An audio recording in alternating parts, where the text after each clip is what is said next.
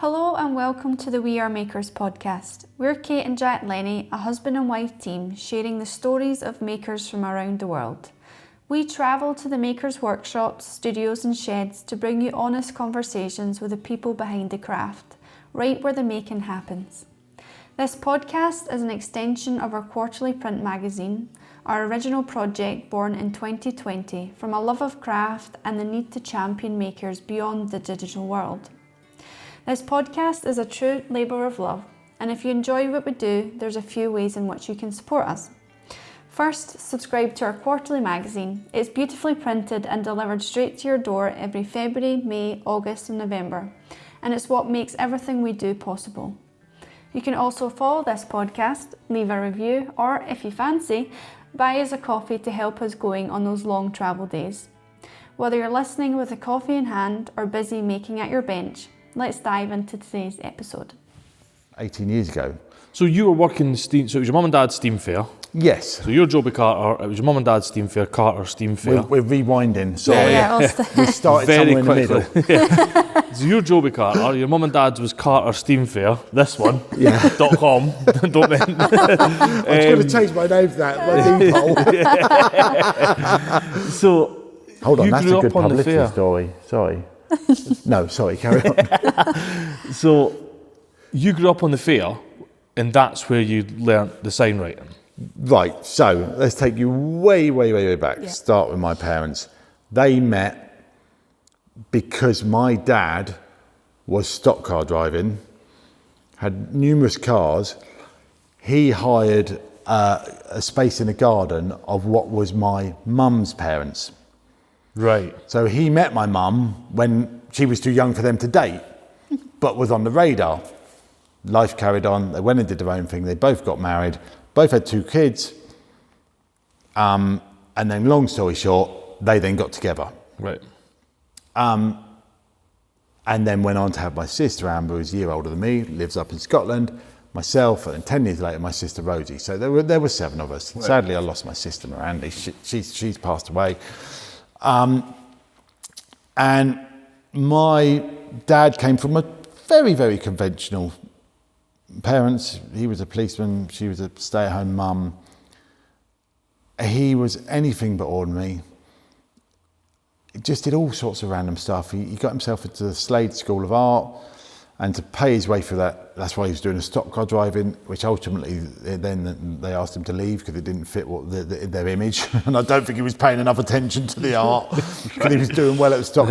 He did debt collecting. In fact, he had a mini van. It was a brand new van, sign written before my time, that said debt collector. And back in those days, that coming outside your house was enough of a embarrassment to make them go and pay.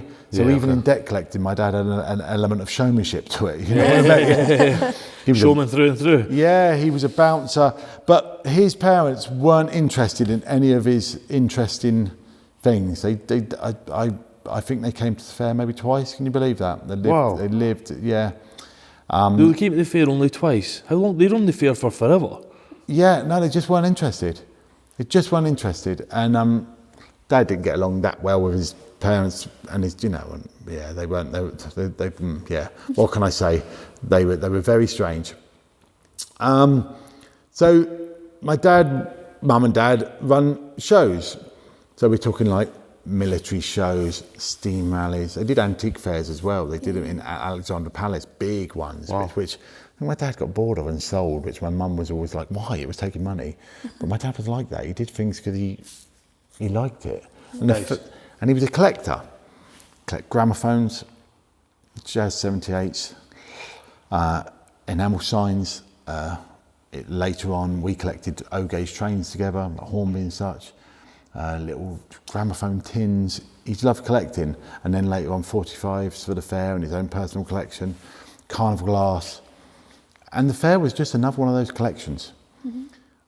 And it was like, you know that scene in Anchorman where it's Ron Burgundy says, well, that kind of got out of hand quickly, didn't it? The fair was like that.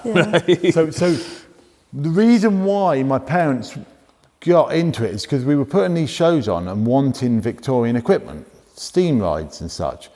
By the 1970s, it dwindled down to so few. And the reason being is because let's say you've got a ride built in the 1890s. By 1930, it was 40 years old.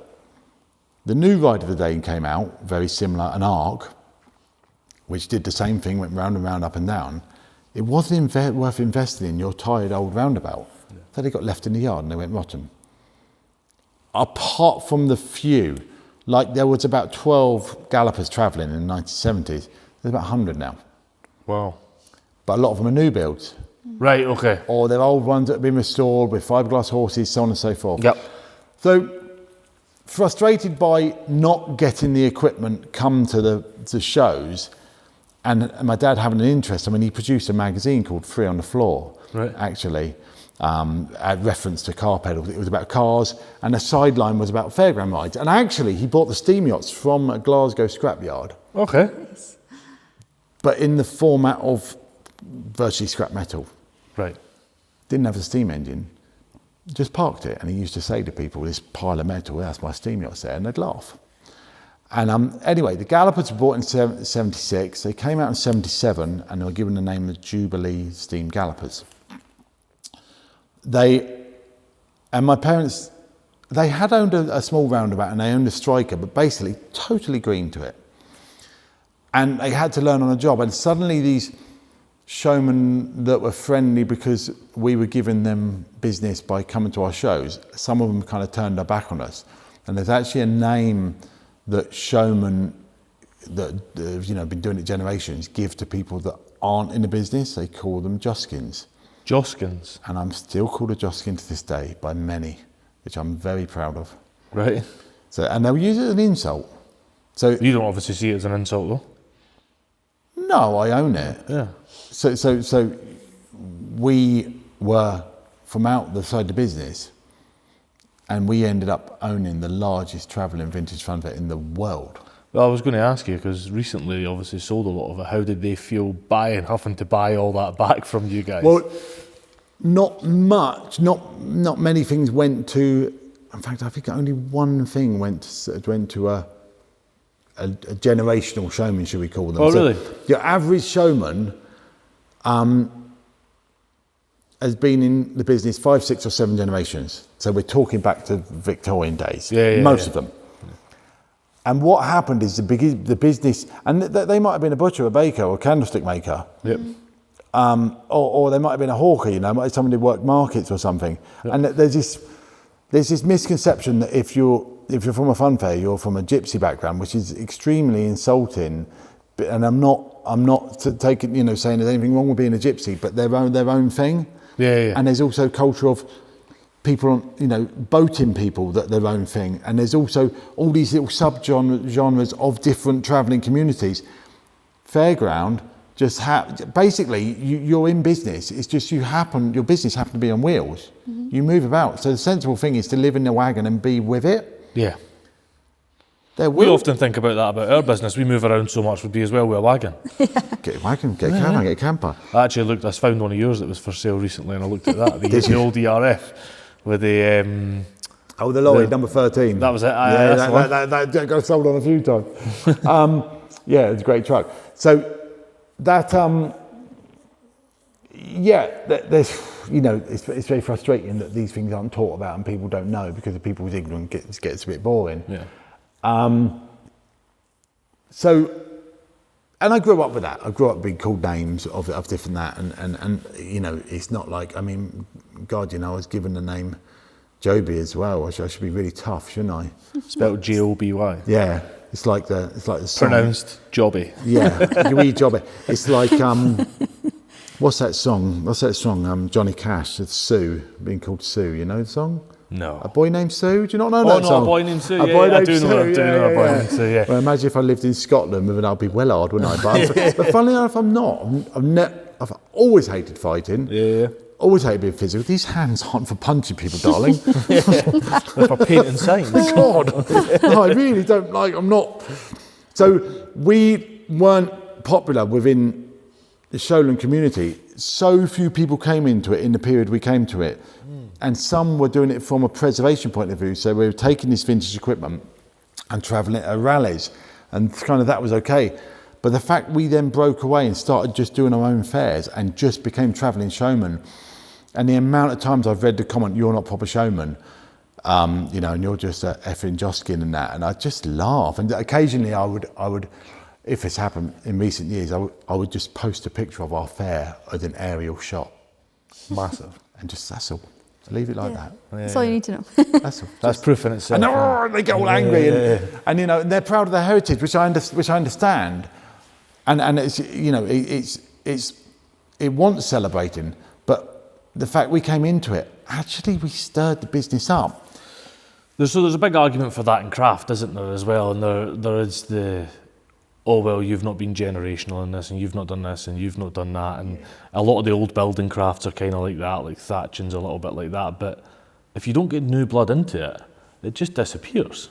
And the new blood often does stir it up, exactly as you're describing. You need that new blood, and often the ones in the fairground business are ones that actually went and they've done something else, some other business venture. They bring that back into it, and those that just been doing it all like this, and they rest on their laurels and don't do new things. So we came in and we were not trying to be like any modern showman, and we called ourselves a traditional fair, but we were anything but. Right.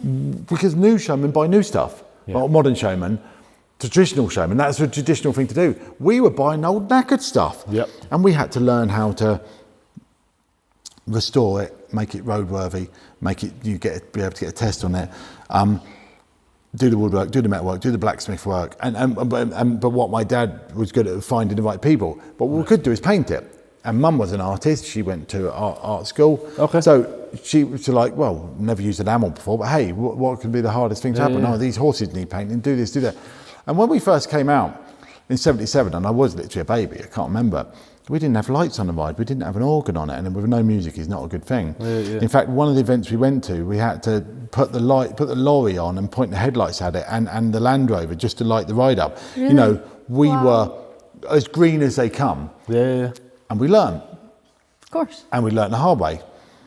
So by the time I'm kind of conscious, you know, growing up, we had a set of chairplanes and we had side stalls, and we started to grow.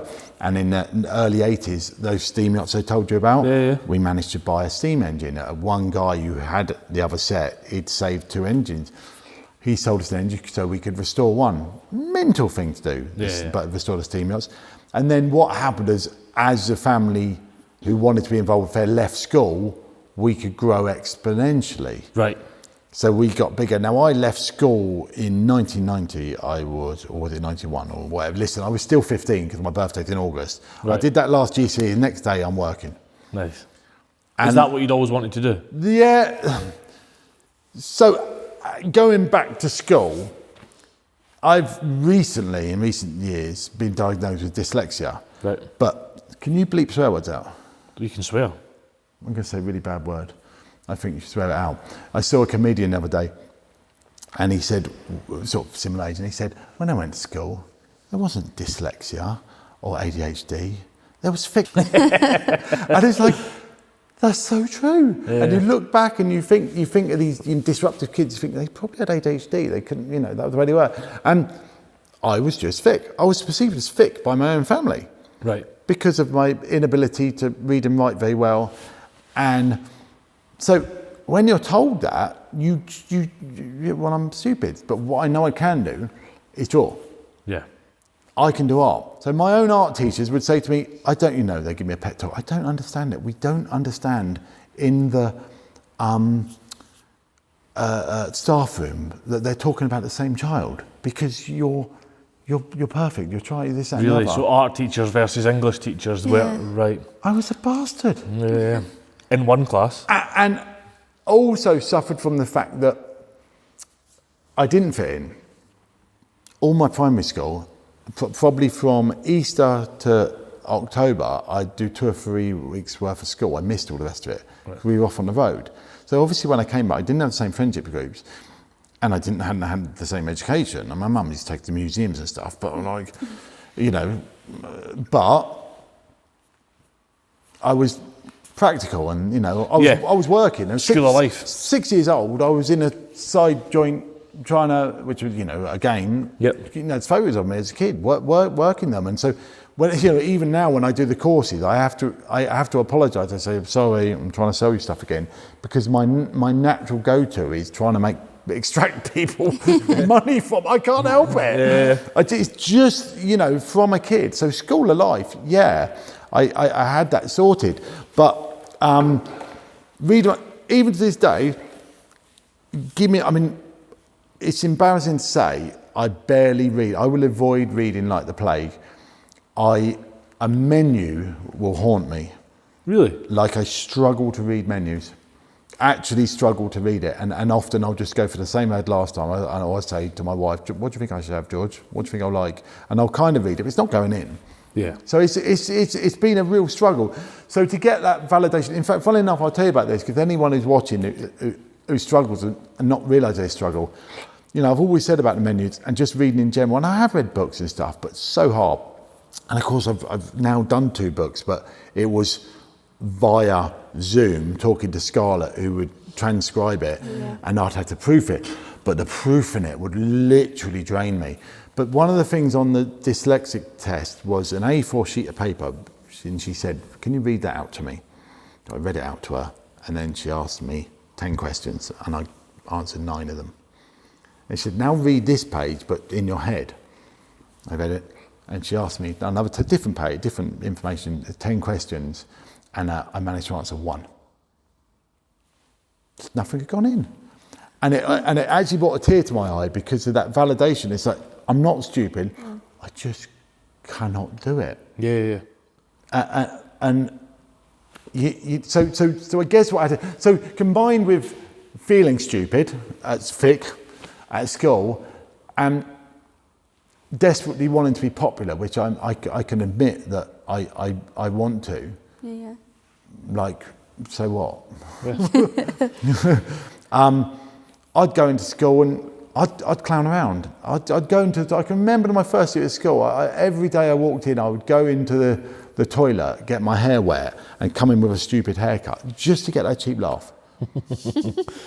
And I would dick about. Oh my God, I can remember sat next to my friend in the French lesson, and one thing, my dad was well educated. He went to a grammar school and he was clever, and my dad could read a book and he would remember it all. Yeah. If it was a subject he was into, it was like, how do you remember that, Dad? So he sort of wrote off languages. Oh, he won't need that, because he wasn't interested, and he should have done that. I'd love my kids to speak languages. Funnily enough, they're not bloody good. My wife could speak Spanish, but they're not particularly interested. But I'm like, come on, kids, it's so useful. We're terrible at languages, and it's something, the more we travel, we're like... Your English is excellent. There's my second language. Well, I'm fluent in English and bollocks. So there you go. I'm fluent in that. What was your first? Yeah, bollocks. Funnily enough, I struggled speaking. I had speech therapy because I had lisp and. But what was I talking about? Do you remember? We were talking about your education, your background. Yeah, so French. Dyslexia. So French was... So I knew from this high what I was going to do. Yeah. I was going to join the fair because I loved it. I loved everything about it.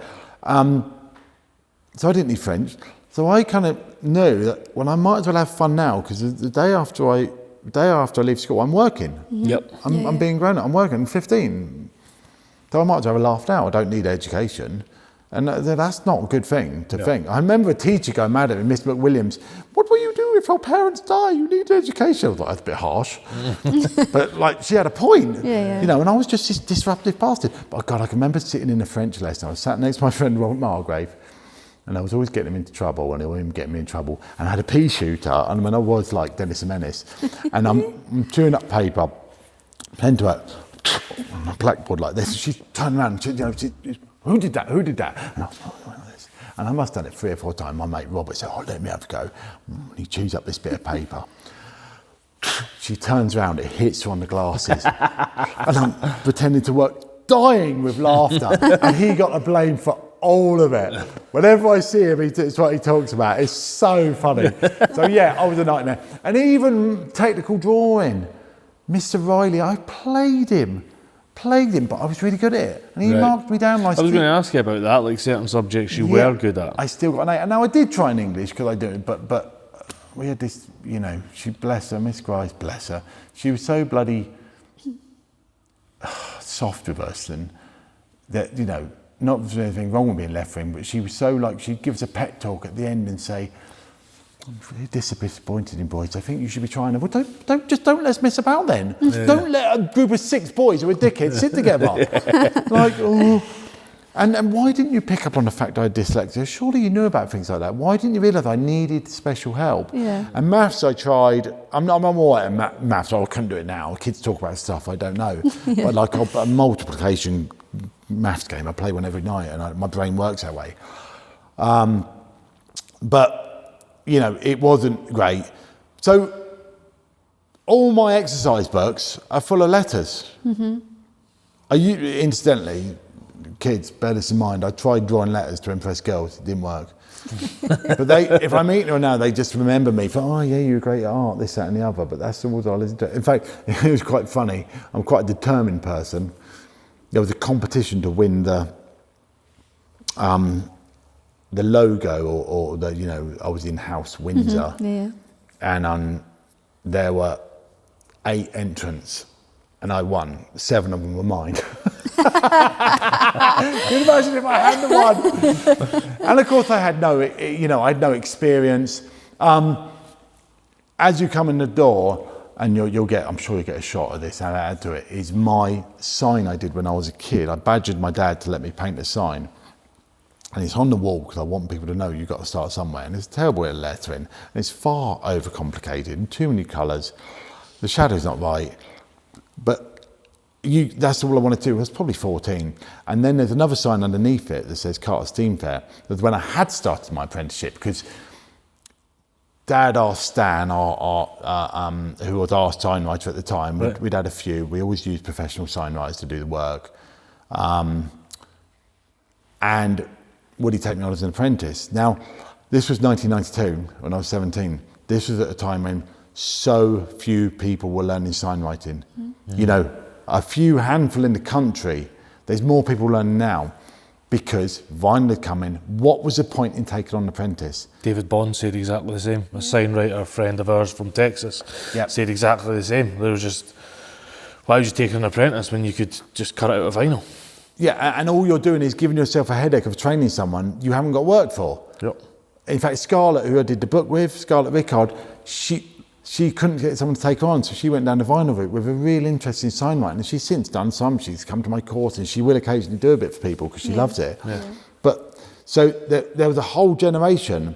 Now, people 5 years older than me, 10 years older, they were the old school. They did that 5-year apprenticeship. Yeah. Now, let me make it clear. I say I did an apprenticeship, but it was very, very unorthodox. Because Stan agreed to take me on because I had a use for it. And he could see that. And he knew it wasn't that long till he retired. And he also knew that we were going to keep using him because he was the master. I was the boy. Yeah, right.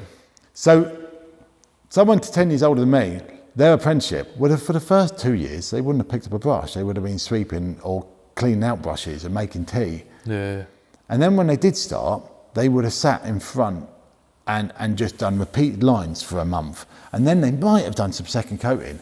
Now, I started painting and doing stuff on the first day because Stan, what did you? I used to sit in front of the easel, still own the same easel now. I'd lay something out, Stan would give me a critique. Obviously, he was teaching me. And he'd give me a critique on the layout. I would then paint it in. He'd give me a critique on that. I'd wipe it off and I'd do it again. And I did this for weeks.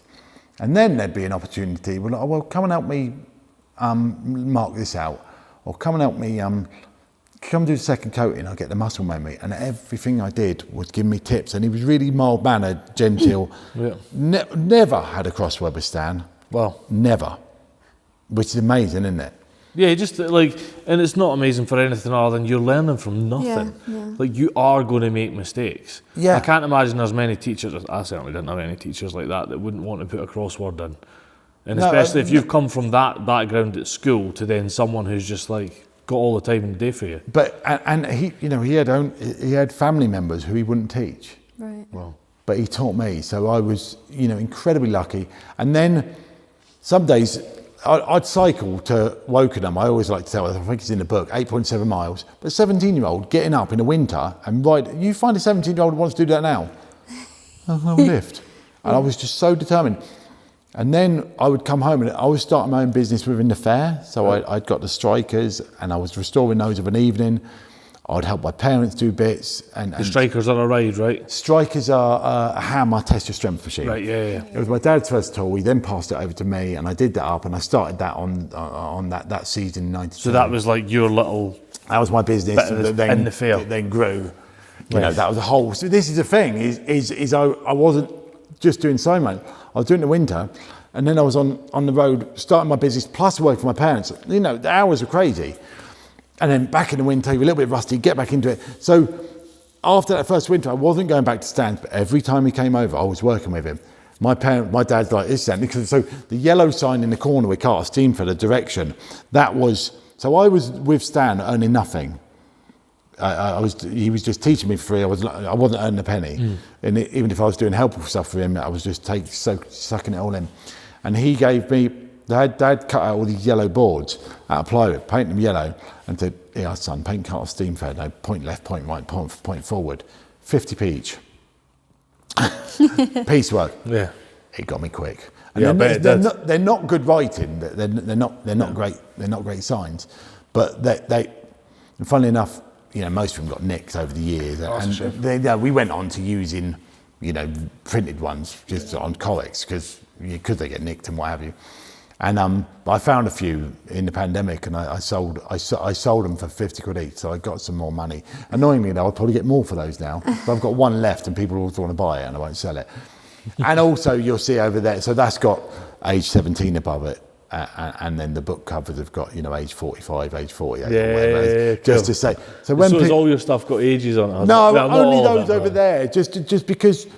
It's very easy for people to go, oh, wow, you can do this, but I couldn't do that when I started. Yeah. My stuff was rubbish. It's also the eternal question of any craft, how long did it take you to do that? Right. 45 years and 14 hours. You know, that's the reality of it, isn't it? And that's the thing. Most people that come and do my course are realistic, but they are by the end of it. Yeah.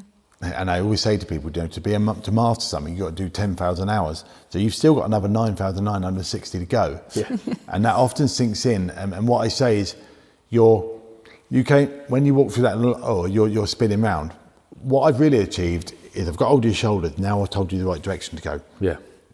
And you know, there's some really great people have come off the back of doing my course, but they're not a signwriter at the end of it, but they're going in the right direction.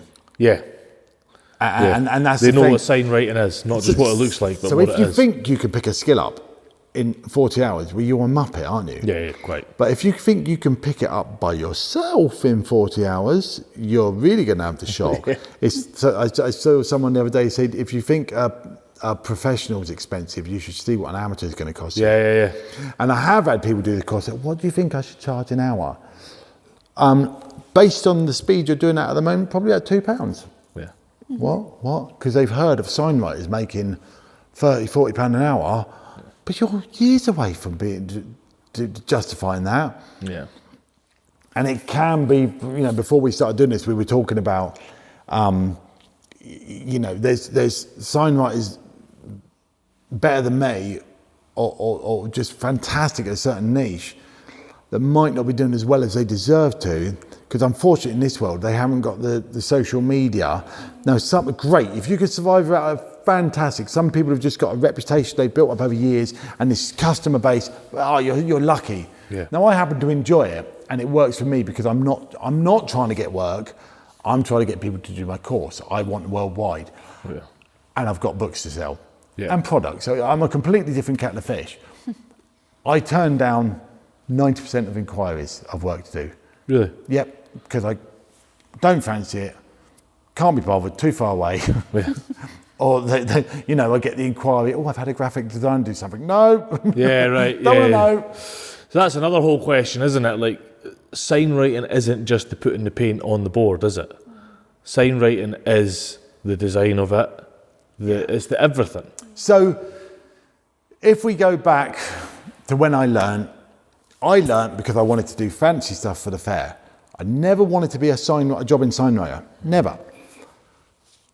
It was, so what happened with the fair, so I'm 17, I came into the fair as kind of entry level, really just doing, building up, pulling down. Quite a fractious relationship with my dad because he wasn't great. I loved him to bits. He wasn't great at managing me. He would often berate me in front of the staff that had been there, and I had a real hard time the first couple of years. And I, 2 brothers, one I got along with, one I really didn't.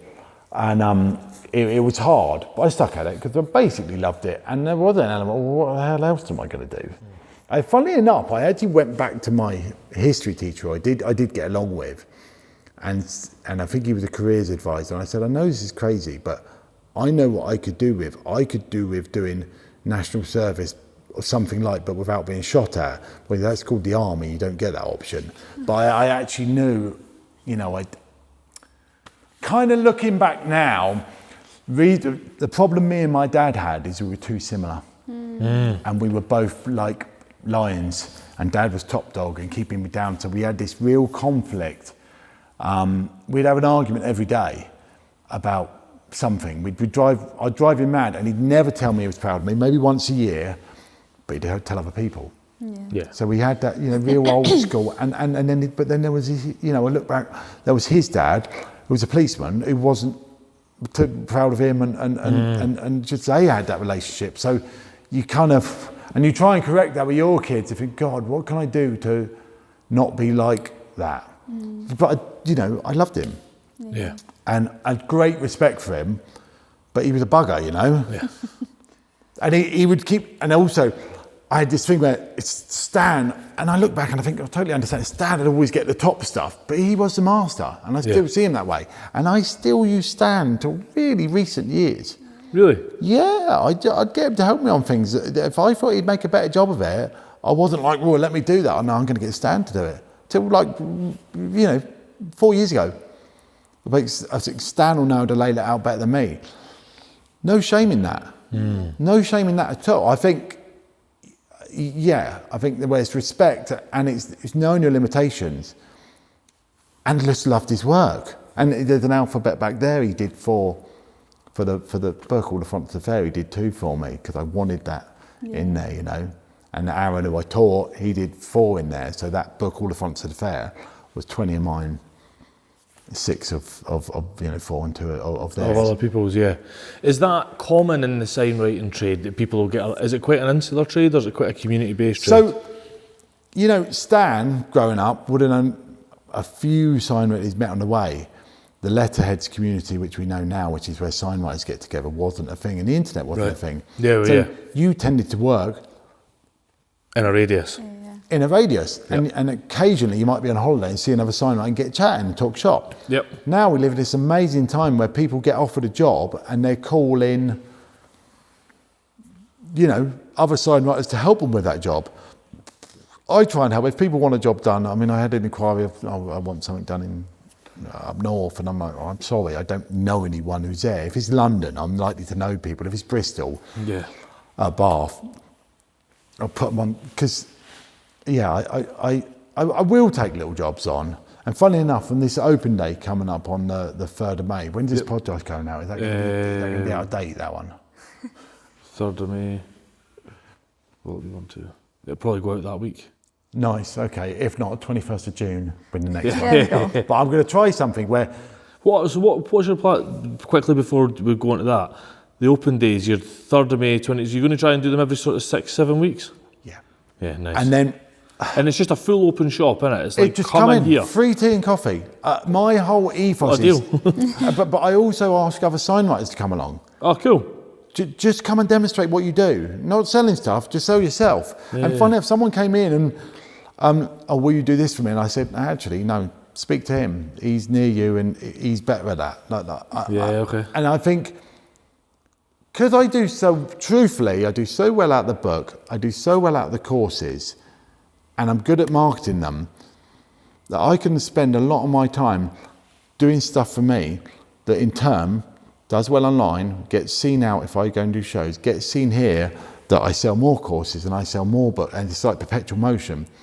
So I'm in a really possibly unique position. It's like I'm retired and I'm doing it for fun. The big sign going on the front, the daft oversized palette cool, and maul stick. Yeah. I can do that for fun. I can start thinking about the next book, and I'm going to take as long as I want. I want to do one on numbers. I want to do one on ampersands. Currently the books you've got the letters book, and then which is like early one, and then you've got the techniques book, which is stage 2, really, isn't it? Well, no. So the first one is signwriting tips, tricks, and inspiration. Right, so that's one. The second one is all the alphabets. The first one, we produced it in lockdown in 3 months. Wow. From the photos we had and the worksheets we'd come up with, the online courses, and me and Scarlett did it across Zoom, bouncing back and forward, and literally photos we had existing. That's nearly sold 15,000 copies. Nice. Wow. And Well done. Has paid for this building. That's amazing. The second And one... it's not available on Amazon. Not available on Amazon. There was a great big sign if anyone doesn't get the inside joke, there was a massive sign at Goodwood this year, wasn't there? It's tips, tricks and of signwriting not available on Amazon. Yeah. Fantastic sign. Well, it some people think I'm mad, Yeah. but I've sold 15,000 copies. Yeah. There's no denying that. Numbers don't lie. And people, or nearly 50, we're working on the second edition now. We might run out before that comes out, so buy it quick. Am I breaking JobyCarter.com. Am I breaking a third wall? There is no rules here. It's like Deadpool. The fourth wall.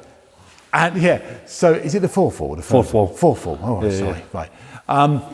So then, when I realised that was successful, I almost immediately went into the second book. That took third one 3 months, 30 months, 2.5 years, because everyone had to be painted. The walls are adorned by those 26 times 26 is a lot of letters, and I wanted it to be fancy. I wanted to, so I'm not specifically documenting every fairground sign there is, because the fairground artists rarely ever had reference. They wanted to paint the word Walter. They plucked something from the head. Yeah. They only had, is that 6 letters?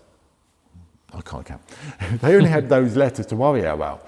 If you come back to me. We'll, 7. Yeah, 7. Is there a repeat? What was that? Yeah, WLT. Yeah. They only had those to worry about. They were, so actually, I take the word Walter because inspired from that one, I did a complete alphabet, and I nearly canned it because I didn't like the S. Truth be told, I can look at it now, I still don't like the S from that, but it was like, I really like the other letters, so we're going to go with it. Designing alphabets is a massive thing to do. Yeah. Coming up with a random word is easy.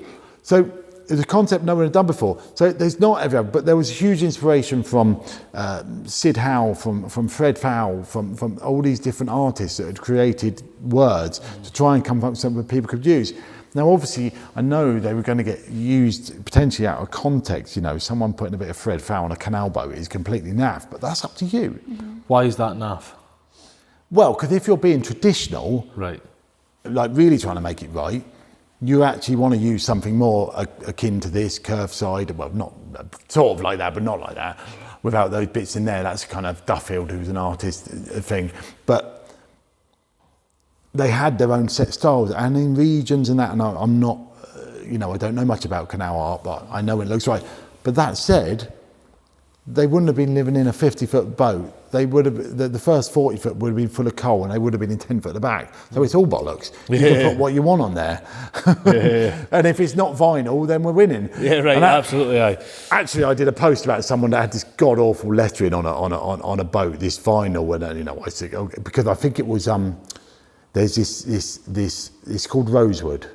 Right. Look it up. It's very clever from a graphic design point of view because it's one colour and it's got a block and this infill, and it's what every graphic designer uses when they want to imply funfair, carnival, fairground, circus. You know what I mean? It's like, it's just awful.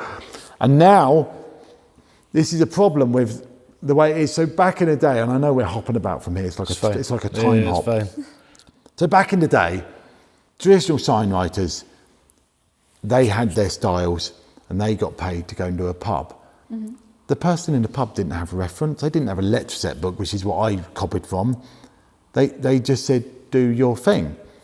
And then the type designers, now I often get wording wrong, but the book, All the Fonts Are Fair, they're not even fonts. That's an absolute lie.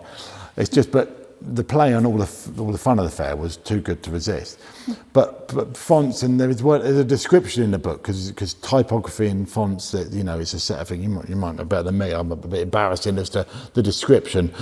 But the point is, people that wanted to design a print were inspired from something they'd seen a signwriter had done. Yeah. Now it's the other way. Now, people signwriting copy things they've seen on a computer. Okay.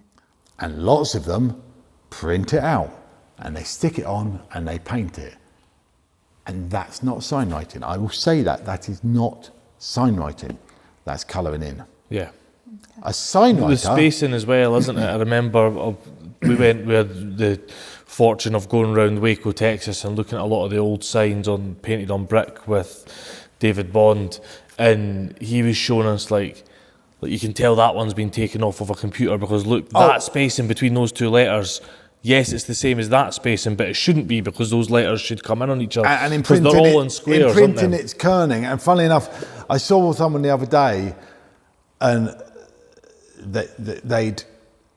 they were their first attempt at signwriting and do it themselves, and then they'd put effectively equal space between each letters. Yeah. You don't have equal space between each letters, because each letter's got a different shape. Yeah. This letter here has got more space, so you bring that closer and move stuff about. It's like this, isn't it? Like these two spaces aren't equal, but in a computer, that's a block for a letter, and that's it's got a block. better. So Stan had a vinyl machine that I never did anything with. And he used to move stuff about. But what happened around the 80s, 90s, is people that had never made a sign in their life thought, hey, this is a business thing. Mm-hmm. And they just churned out what the computer did. So you'll get, big spaces, and you get, and he could tell, because he'd had the ability to move about, and from a signwriter's perspective. So, and though I'm anti-vinyl when you're doing something traditional, I'm not anti it from a business point of view. Yeah. Like, if you're running a modern fleet of vehicles that you're leasing and you've got for 3 years, the hell would you do them traditionally? Yeah. Yeah. But if you've got a 60-year-old vehicle and you have vinyl put on it, just don't put anything on it. Yeah. If you've got a 60-year-old vehicle and you go to a signwriter who wants to use a computer drawing to do it, no. Yeah. Quite frankly, if you go to someone who's got something that should be emulated, something, I'm going to say pre-60, and they use tape, top and bottom, which 70% of signwriters do, no. If you're doing it on something that's past that... Square body. Well, once it was invented and you're trying to emulate that, fine.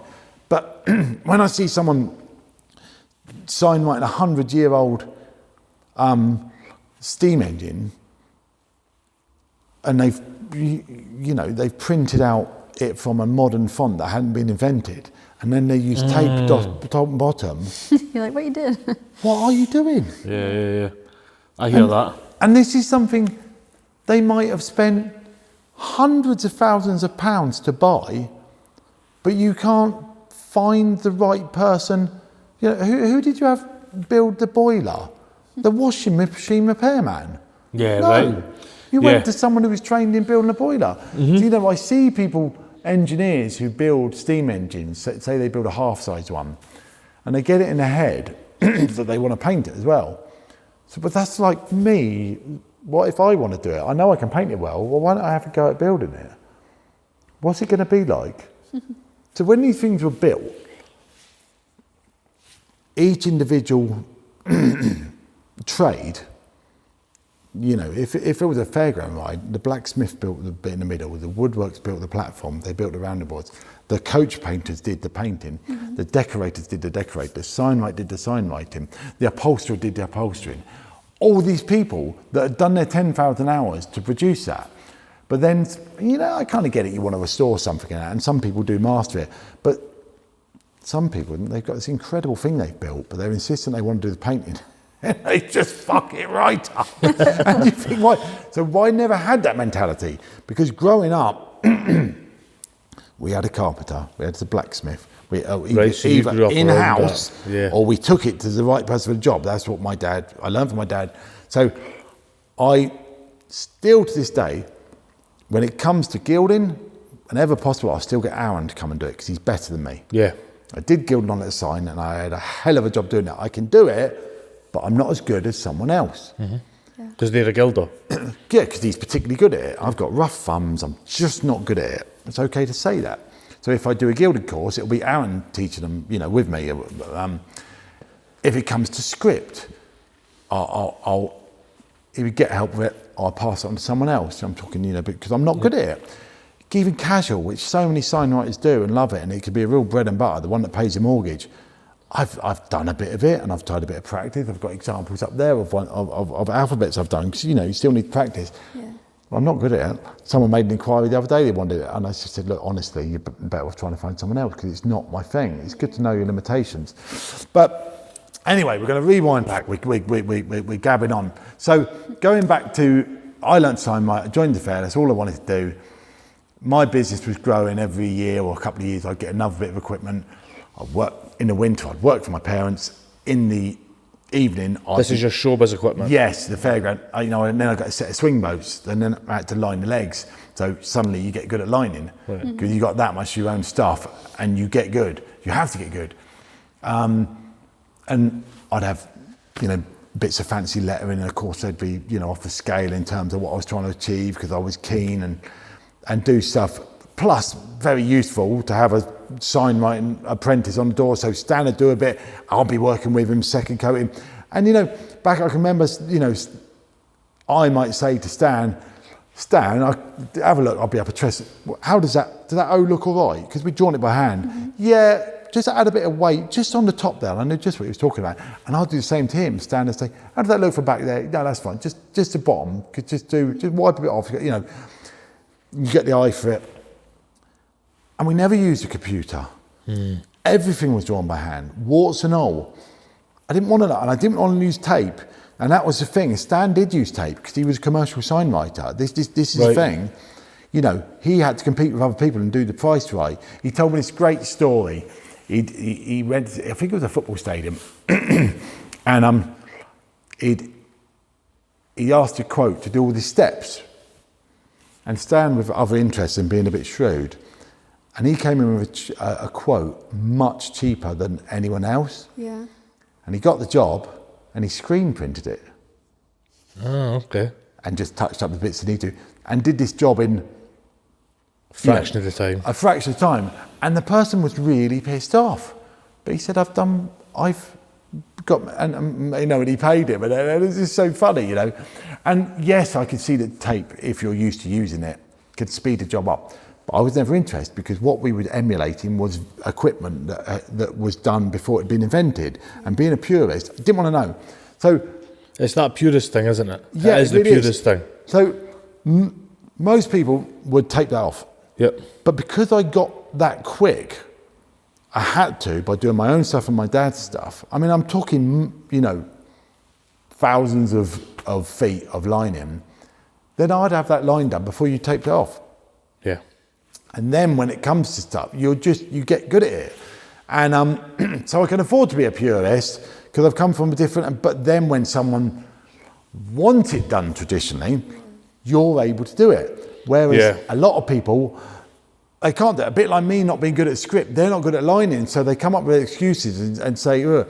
So the thing of, and this is why, stick to doing it traditionally, learn the hard way. The problem is a lot of people can't afford to because they get interested in a late date. So they go down a computer route, they go down a tape route, but then they haven't got the ability to do it when they get a job. So they get a job painting the fascia on a pub.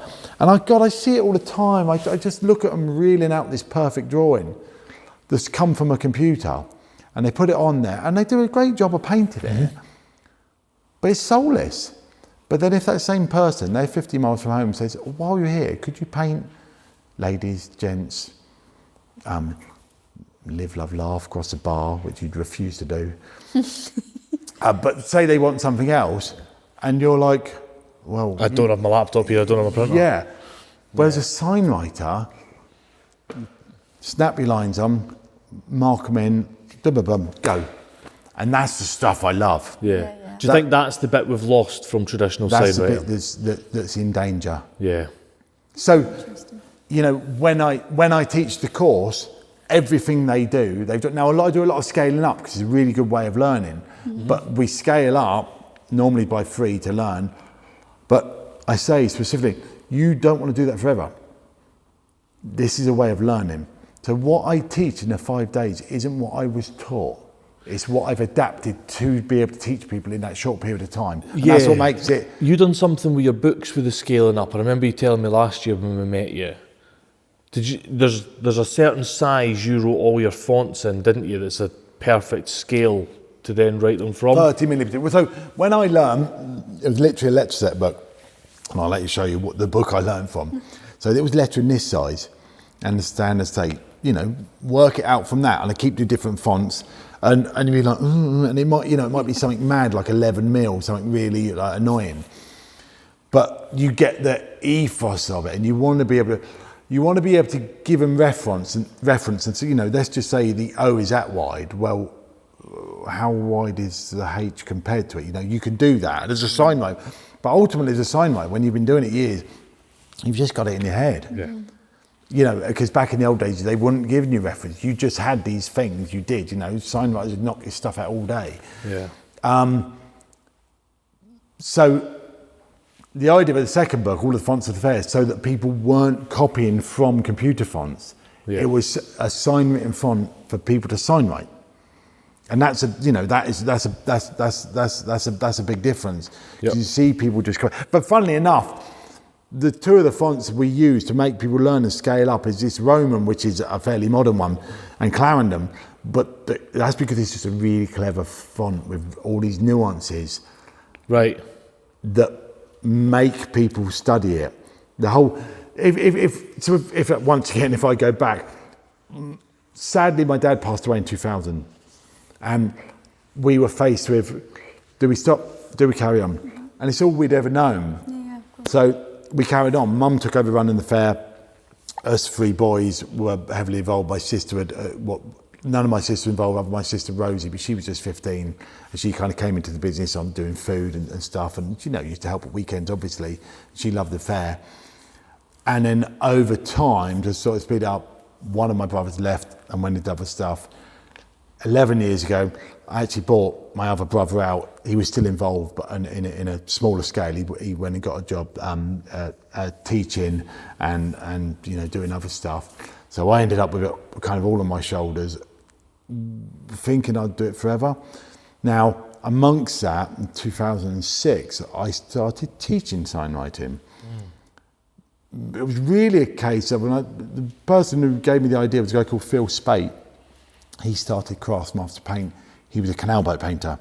Right. So he used to do these courses, and I thought, I could do that. Now, my first course was called a fairground art course. I got 7 people come and did it. I think it was around Christmas time. And what I realised is I was focusing an awful lot on doing the sign writing, the sort of winged wheel we were doing. But, you know, I was making up what's going along. I did it in a local village hall, didn't get invited back, nothing to do with the paint on the floor.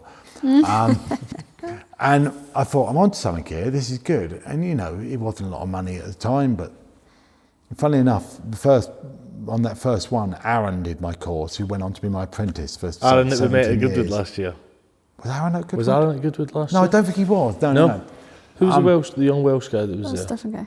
That's Thomas. Yeah. Thomas, right, okay. He's come and helped, he's a friend of mine. Yeah. No, Aaron's incredibly talented, and he's now gone solo and he's doing really well.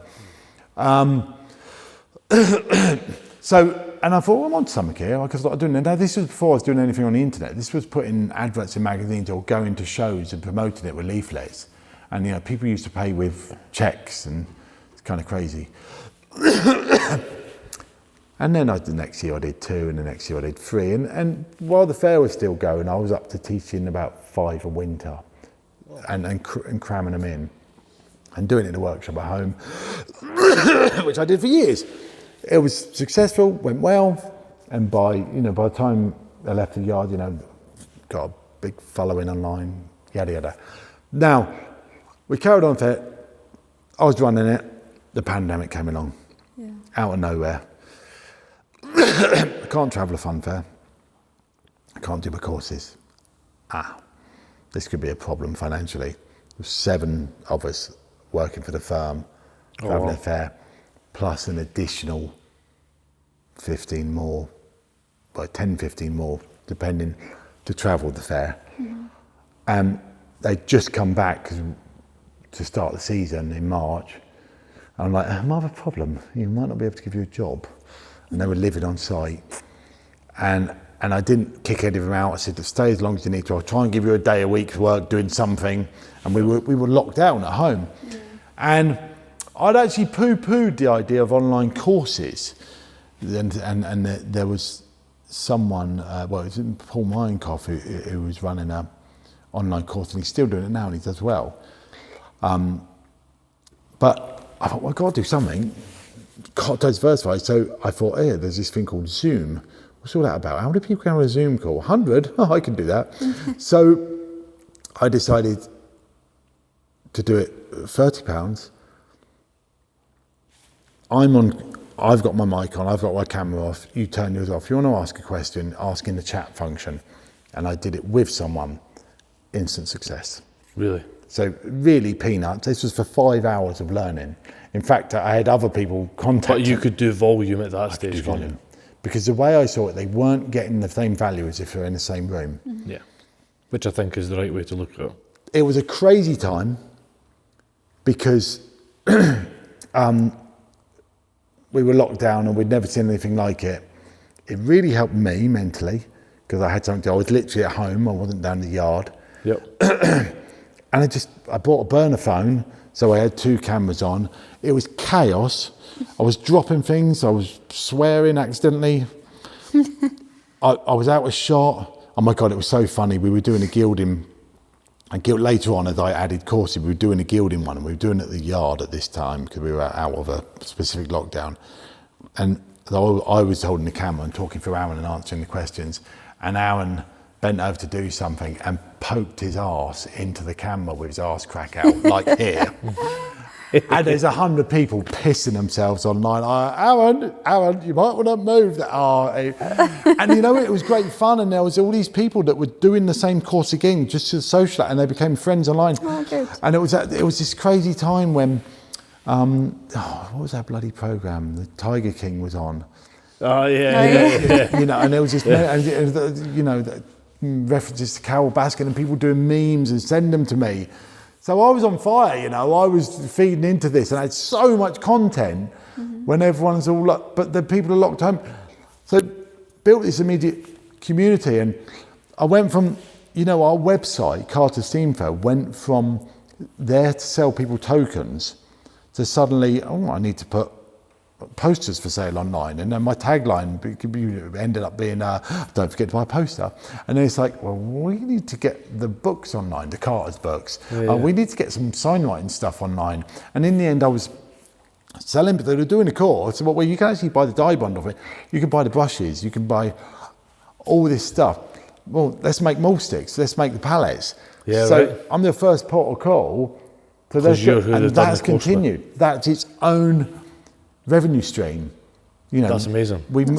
So I buy the brushes off Handover. I sell them for the same amount they do with a markup. So people go, and we're trying to launch the paint online because you need a special carrier. So and I'm going to have my own labels with my colours because they're exclusive colours to me. Right. So. And is this all your veg? We see a lot of the same colours used. Yeah, and for instance, this is my green. God, I've forgotten the name of it now. Baby green. That's Dodge and Blue. This is Toy Tone Grey. You can only get them from me. What's this? That's maroon. That was from the fair, but I'm going to change that to green, which is more my colour. Could we get Joby Brown? Joby Brown would be good. That is good. Joby Brown would be good. That is good. We need Joby Brown. I'll do that. Yeah, please do. You're not getting a cut. So. That's funny. So then what happened, so to do these online courses, and once I do, what I decided is I went back to school in the sense of, right, how am I going to get people to do this online? So I came up with this idea of scaling up specifically from 30 millimeters up to 90. This is what I would get them to at home. And I could see results online. I'm like, shit, they're getting this. Right. This works. Whereas I hadn't really done it like that in the on-person courses. I thought this is good. You know, people have posted me pictures and, like I say, so much content. It was amazing. It's also quite because you've got so many people doing it. What is cheap, £30 for access to 30 years of your career is unbelievably cheap. It's a really good test bed. Mm-hmm. Yeah, a lot of people to test with. So I did this scaling up idea, and I realised that it kind of really worked. And I did this entire book. Can I get the book? Yeah, of course you can.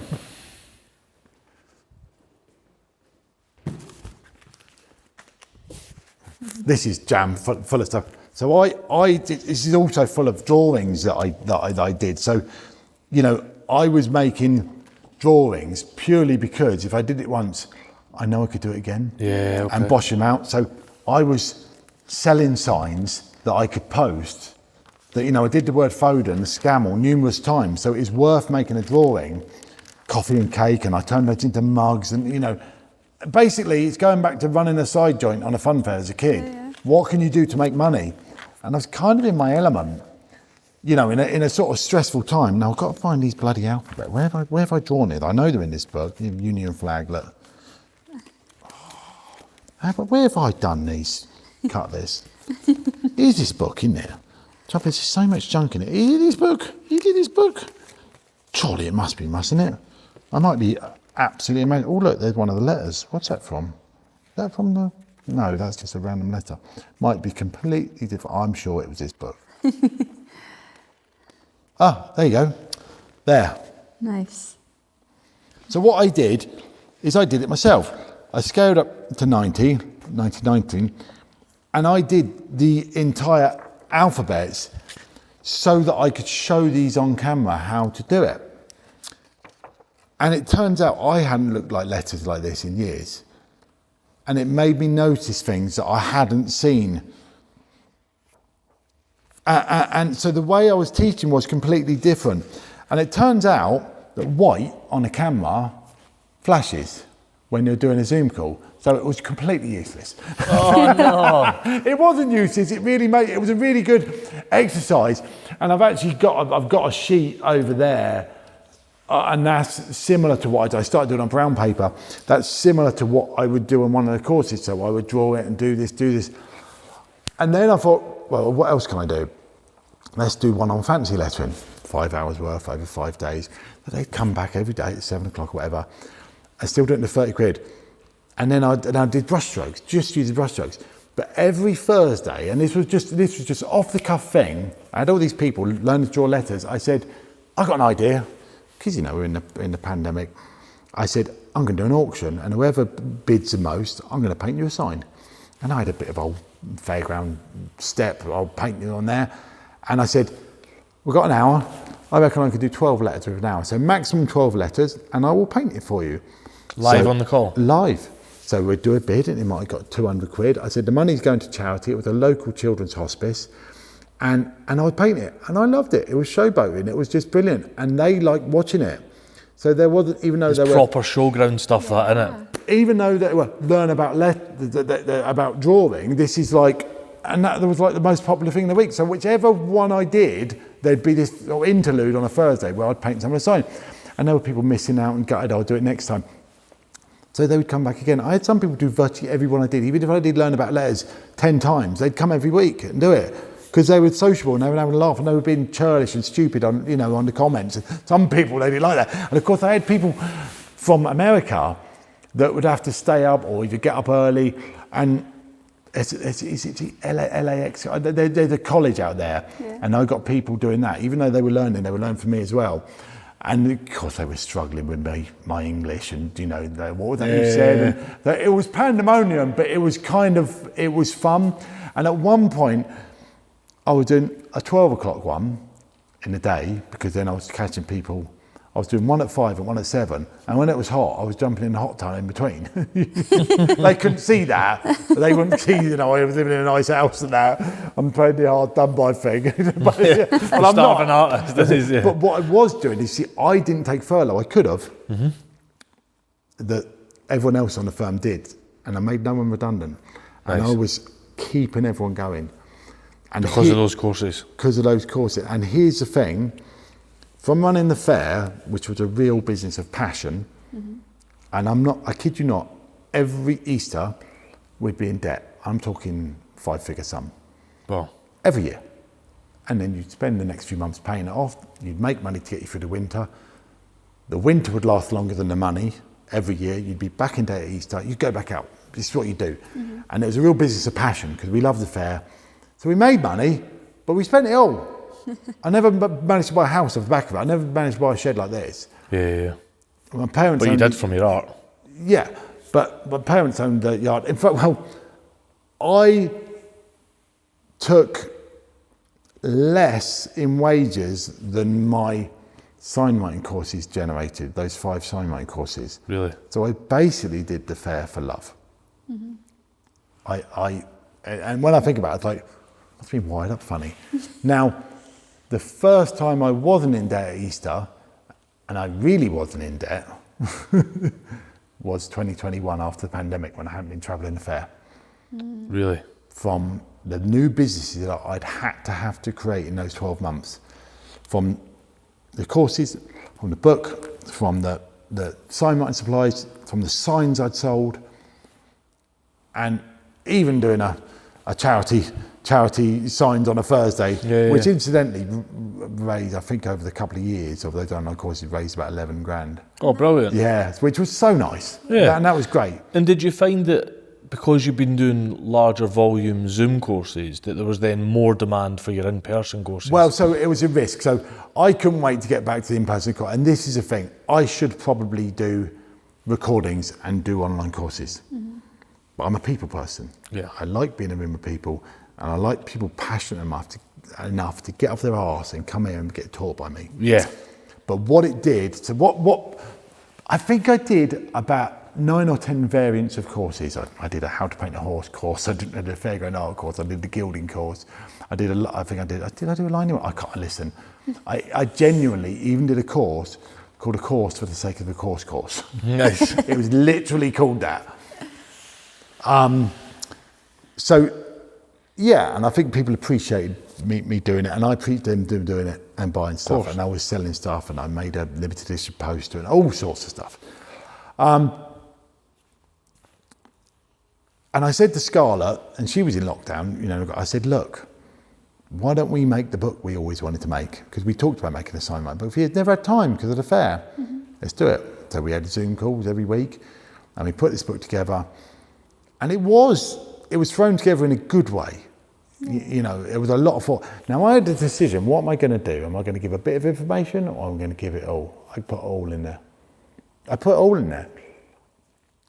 Our remit for that, we wanted that book to be relevant in 100 years. Nice. That was, I still want people looking at that book and going, this is, because there are old books, aren't there? People go, oh, this was done. I was talking about this just to do with a blacksmith. Some of my best structural engineering books are Kate's dad's structural engineering books. Yeah. When he started on the railway. Soil's still soil, steel's still steel, letters are still letters. Yep. And I wanted that to be relevant and really go, so I'm not interested in tape or any of the modern cheats you could do. I want this to go back to, traditional values. Yeah. Sold out 1,000 copies on pre-order before they'd turned up. It shows you the want for it, right? Yeah.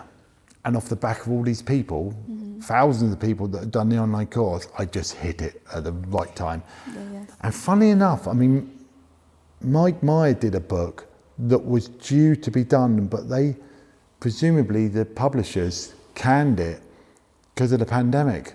Muppets. Yeah. We launched We Are Makers in the pandemic. Yeah. Sold 2,500 copies of the first edition in amazing. a month. Amazing. Just because people wanted it. People, exactly. as soon as you turned the news on at that time, it was shit news. Yeah. Everyone wanted to open a book and just have a good time. People starting crafting. So I being a small business, I had to move quick, and it's the way I work.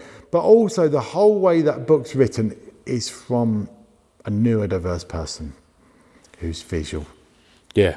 That everything in it is a visual thing, and Scarlett's drawings are brilliant. Yeah. And when I've had people say, this is a Bible, this is a book, it's like, mission complete. Yeah. We've got the tips and tricks one, don't we, at the house? We got it at Goodwood last year.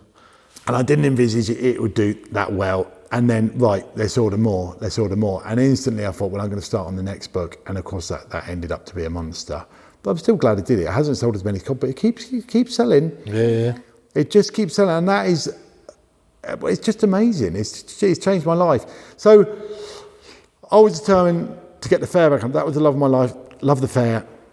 But funny enough, I was locked down in the house doing courses, but I was also working on the equipment. Mm-hmm. And when they weren't furloughed, the staff were working on it. I was affording them to be able to, because the other stuff was so successful, I could invest in I brought the standard of the fair up for those 18 months we weren't travelling. Yep. So when we got back in 2021, in very testing times, I'm trying to think what we did. Yeah, I did this crazy thing where I opened in our yard, which is tiny, managed to get half the fair built up, and people booked in. And we was that the yard at the old Deerfield? In White Wolf, yeah, we were in an industrial estate.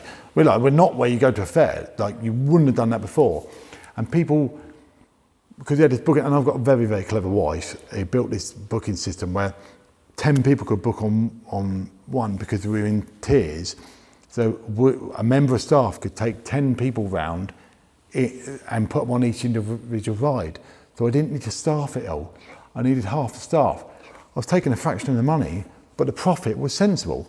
Right. So we just thought outside the box, and that was a real eye-opener. So, oh God, this is great. I'm not moving now. I was open for a month every weekend or whatever, the holidays. And then we went to Malden. We managed to get this place for 8 weeks, which is a nice place to go to. And we tried doing the same thing, and it was chaos. It didn't work in a public space. There was too much confusion. So we convinced the council, as the tier changed, we want to go back to tokens. Went back to tokens, got open. Now then, in 2021, the VAT on the amusement industry was down to 5%. The difference that made was astronomical. Oh, I'll bet. Because when you charge £3 for a token, bingo, instantly it's £2.50. Yeah, that's not £3 in your pocket. Then you got the rent, then you got the staff, then you got you got the VAT. So out of that, you might get 5%. The difference at the end of the year is literally keeping 5% of your turnover or 20% of your turnover. We had an absolute burster. 2021, and everyone was employed. We got back on the road. People were glad of it. And I didn't even have all the rides out. The yachts didn't come out till later on in the year. I was travelling. Oh, it was crazy. Now, from a personal point of view, now I've received, since we decided to stop travelling fair, a lot of flack from people. Okay. A lot of, why are you stopping? Why don't you do this? Why don't you get someone else to do it? The fair became what it was. The one people knew, the rendition, the right word, the version of it was mine and my wife's passion and what we'd got it to. Right. We'd really got it to the highest level. Yeah. In 2021, my inner monologue is, I don't want to do this anymore. Right. I just had 18 months painting, doing new stuff, creating new businesses. I didn't own the fair owned me. Okay. To give you an average, take the winter time, you pull in, you might get a holiday, boom, five days a week, occasionally take time off. As the winter went on, you work till 6 o'clock and you work till dinner. Can you do dinner a bit later? Got to start doing weekends. And you go from it's not healthy. 40, 50, 60, 70 hour weeks, and then you pull out, and you're knackered when you pull out. And when you pull out, your average thing is you turn up on the Tuesday, and you'd start at 6 in the morning, you'd work till you had to, that could be at midnight, still moving loads. You're lucky if you get a day off, short week, you wouldn't, bank holidays. You get up at 8 in the morning, you work till 6 at night. 6 at night. When you're open, you go at 8 in the morning. You might finish, when you finish counting the money on a good day, you might finish at 11:30 at night.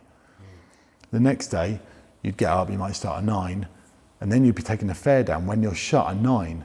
When the people that came to the fair at home in bed, you're starting the slog of taking the fair down. Yeah. And you might be doing that till 1 in the morning. And you get back up on a Monday, rain or shine, knee deep in mud, you've got to take that fair down and you've got to move it. You could easily do 80-hour weeks. Wow. And you can't take it, you can't be ill. Yeah. That's not actually an option. And I'm not joking. Yeah.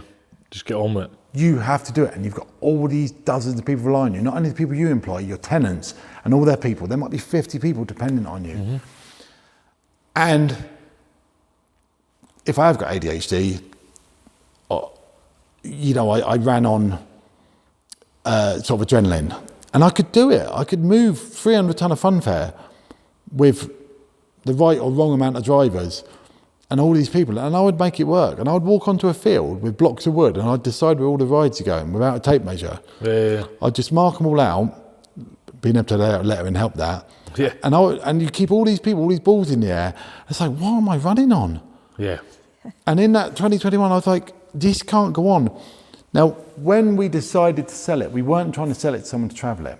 Right. We were saying, look, we know this is a phenomenal collection. We've built it up. We put it together. Therefore, we have got the option to try and sell it.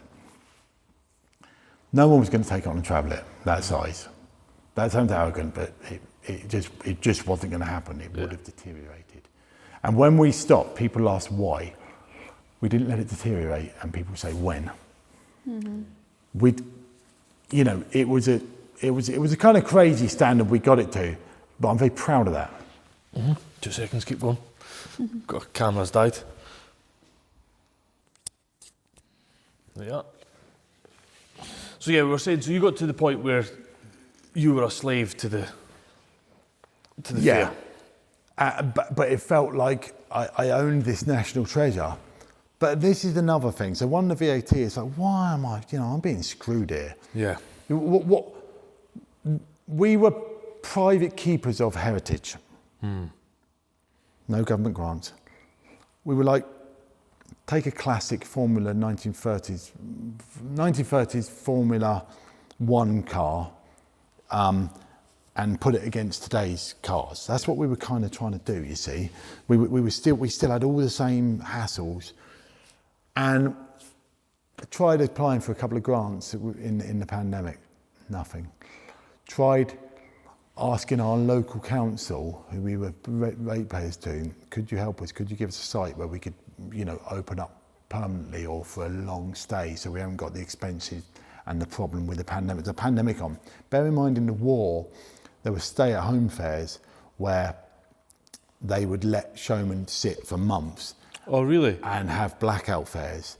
Oh, so wow. they'd have to sheet up and not have lights show because they wanted to entertain the people. Okay. Didn't know that was a thing. Yeah, no, that was a thing, really interesting. So we went to a local, is there any way you could help us? We even found a site, a private site, and they found a reason why we couldn't. They thought, this is our own council. Yeah. Like... Who you've been paying how much to raise? And in fact, our own council, we never actually opened on Windsor and Maidenhead Council. The sites we went to were private, like National Trust and stuff. Really? So it's like, who am I killing myself for? My kids are hopping up and down, showing interest, and why should they? Yeah. Why, there's this whole thing with one generation starts a business, the next one builds it up, and the third one tears it down. It's a classic thing that's happened. So why put them in a position where they should feel obliged? They're not shown signs of it, nor were any of my other nieces or nephews. So they're stopped now. Was that quite an easy decision for you to make at the time? No, it was really hard. It took months. Did it? It took months. And literally, if you'd asked me a month before, I only would have been 99% sure. The day we made the announcement, or a few weeks before, it's like, no, we're doing this. And we did it in a very controlled way. We released it just before one of our busiest events. There was shock. People thought I was joking. They thought it was a publicity stunt. No one could believe it. But it was the right decision at the right time. Mm-hmm. And we wanted maximum publicity because we wanted someone to step up and say, I want to buy that. I want to put that in my attraction. And especially when it's one of your biggest shows. Yeah. And as it happened, we had someone approach us and said, yeah, I want to buy it, but I want to give you the money in 2.5 years' time. Well, you don't want to buy it then, do you? You've got the money, you're just a messer. And I think he's probably regretted that ever since. Really? Because that's a whole another episode, what he's ended up doing. And we spoke to the National Trust for about 9 months, and they're lovely people, but they're such a big organisation, they just can't move quick enough. And in principle, it was a national treasure.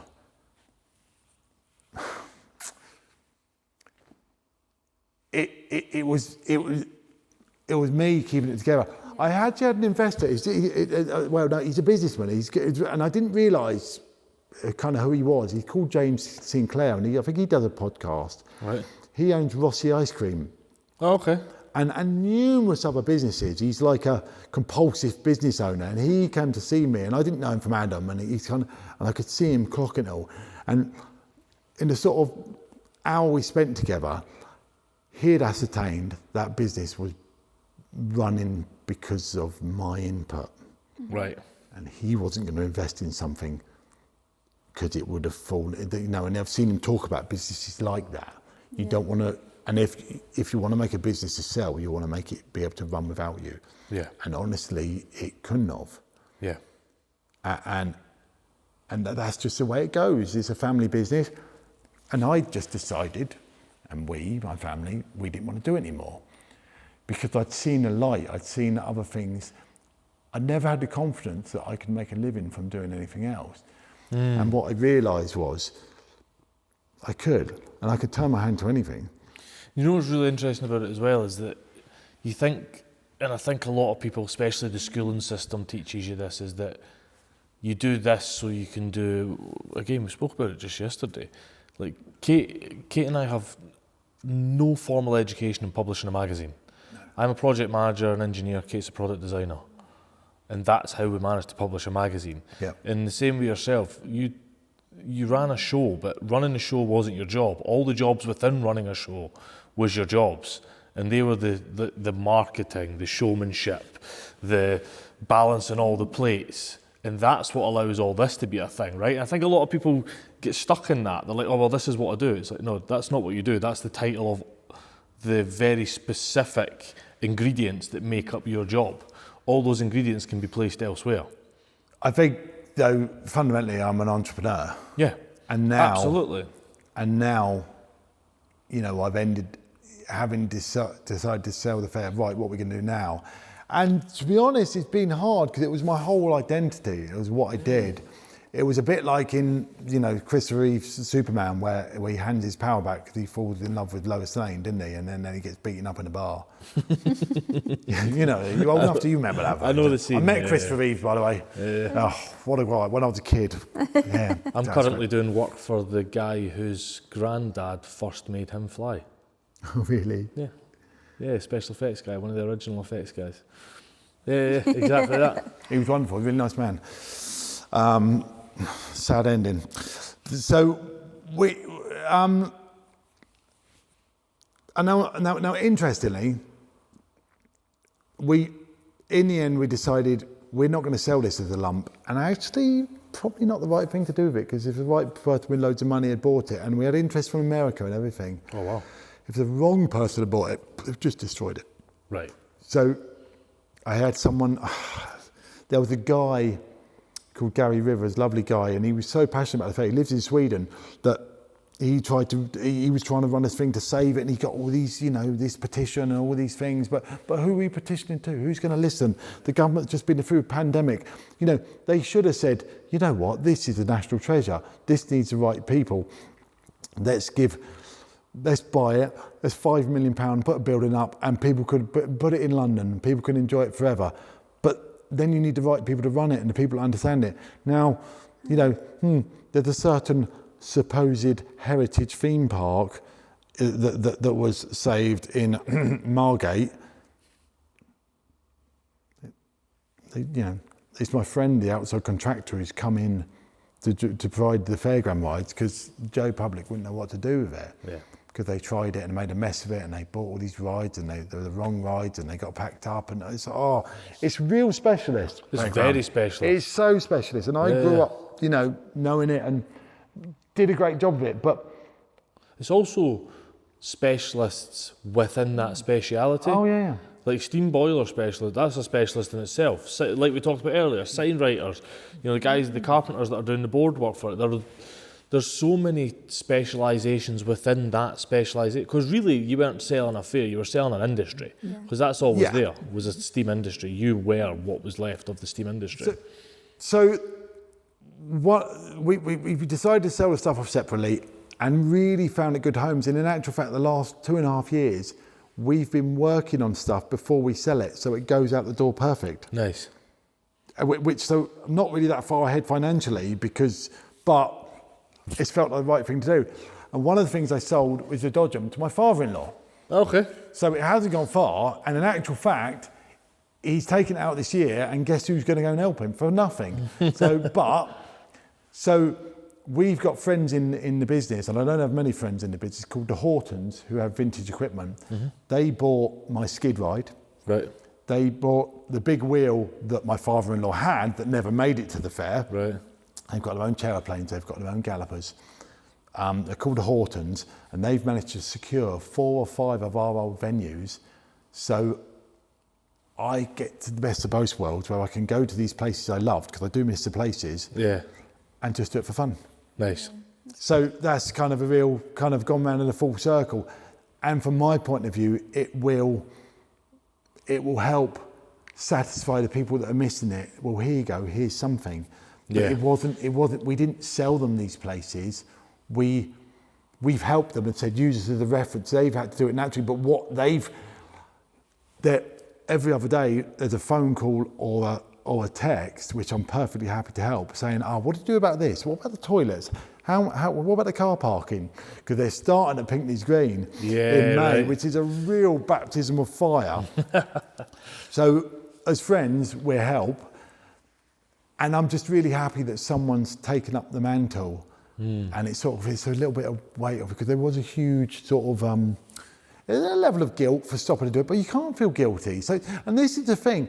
What this means now is we've moved down here to Somerset. I've still got a business running in Whitewall from doing restoration, working on the equipment potentially for other people. Mm-hmm.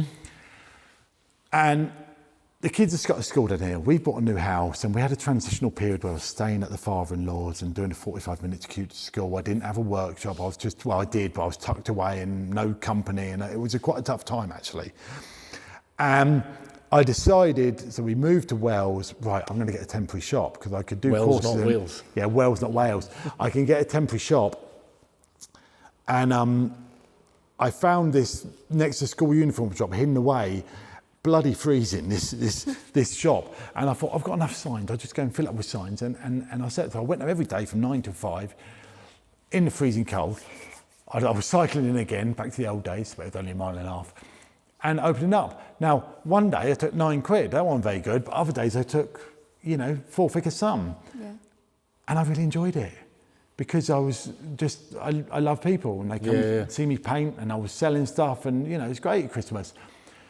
And all the while I was trying to buy this place, it took months. So this is just a boring industrial estate, built 2 years ago, some of them for sale, some of them for let. And I thought, you know what, I'm going to buy a place as an investment, because if I retire, I can rent it to someone, can't I? Yeah, of course you can. It's just a sensible tying in money up, and I can do what I want with it within reason. Build giant pallets of mole sticks outside. I didn't ask them if I could do that. It's easier to ask for forgiveness and permission. Quite. Yeah. But I had 2 courses booked up that were meant to be at Wells, and we moved them to here, which they were fine about, because it's good facilities. And there wasn't barely any, there was only just 1 wall filled up. Since then, I've got nearly all the walls filled up. We've got a wall upstairs, we've built an office, we've got the front sign I'm painting there. And every time you come in there, it's different. And I've got my own project. I've got the wagon doors I'm painting, and the trike number 2 there, which nice. I'm trying to get done. Amongst doing that and family life, and so life's as chaotic as normal. Yeah. But But I did an open day and boom, hundreds of people came. And I'm tucked away, I've put a couple of signs out, we've got the internet as well. So to have done courses and some open days in a place I'd lived for a quarter of a century, to then move and think, well, I was on the Elizabeth line, amazing location, to then take this leap of faith and move to a new part of the country, and hello, people are still doing the courses, and they're still coming from all around the world. Yeah. And of course, there's people saying, "Oh, you moved down here, fantastic," and they may not have come there, and there may be people in Berkshire that won't come this far. Yeah. But that evens itself out, to build somewhere that is primarily to teach people. Yeah. And that now in that, I mean, it's a beautiful workshop. It's new. It's got a toilet. It's got a disabled toilet. It's got the upstairs. It's got the shop already set out. I haven't got a tin pot one corner. It's got all signs for sale. If they've got a brown tag on there for sale, and they can set up their mind their own business. It's got a whole wall and various other bits that aren't for sale that are just to show off. I've even spoken to people about potentially, if they've got signs they wanted to let me just to show people because they want people to see it as well. Yeah. I'm going to build a railway around the ceiling because why not? Around the roof. Because I used to love the one in Hamleys and Daniels in Windsor. I'm like, oh, the ceiling there. What could I put up there? Yeah, everything's covered. It's just fun. It's it's my cave. This is my church. I thought of painting that. This is my church. Bear in mind, I'm an atheist. And I've got, this is for my trike, number one. I've got a Ford Sierra pickup. Nice. 1990. The P100 job, yeah. Oh, she's beautiful. And I've bought a truckman top to protect the back. I'll signwrite the back and not the pickup because I might decide to sell it and I want to keep it. It's ridiculously tidy, even though we are doing some work on it.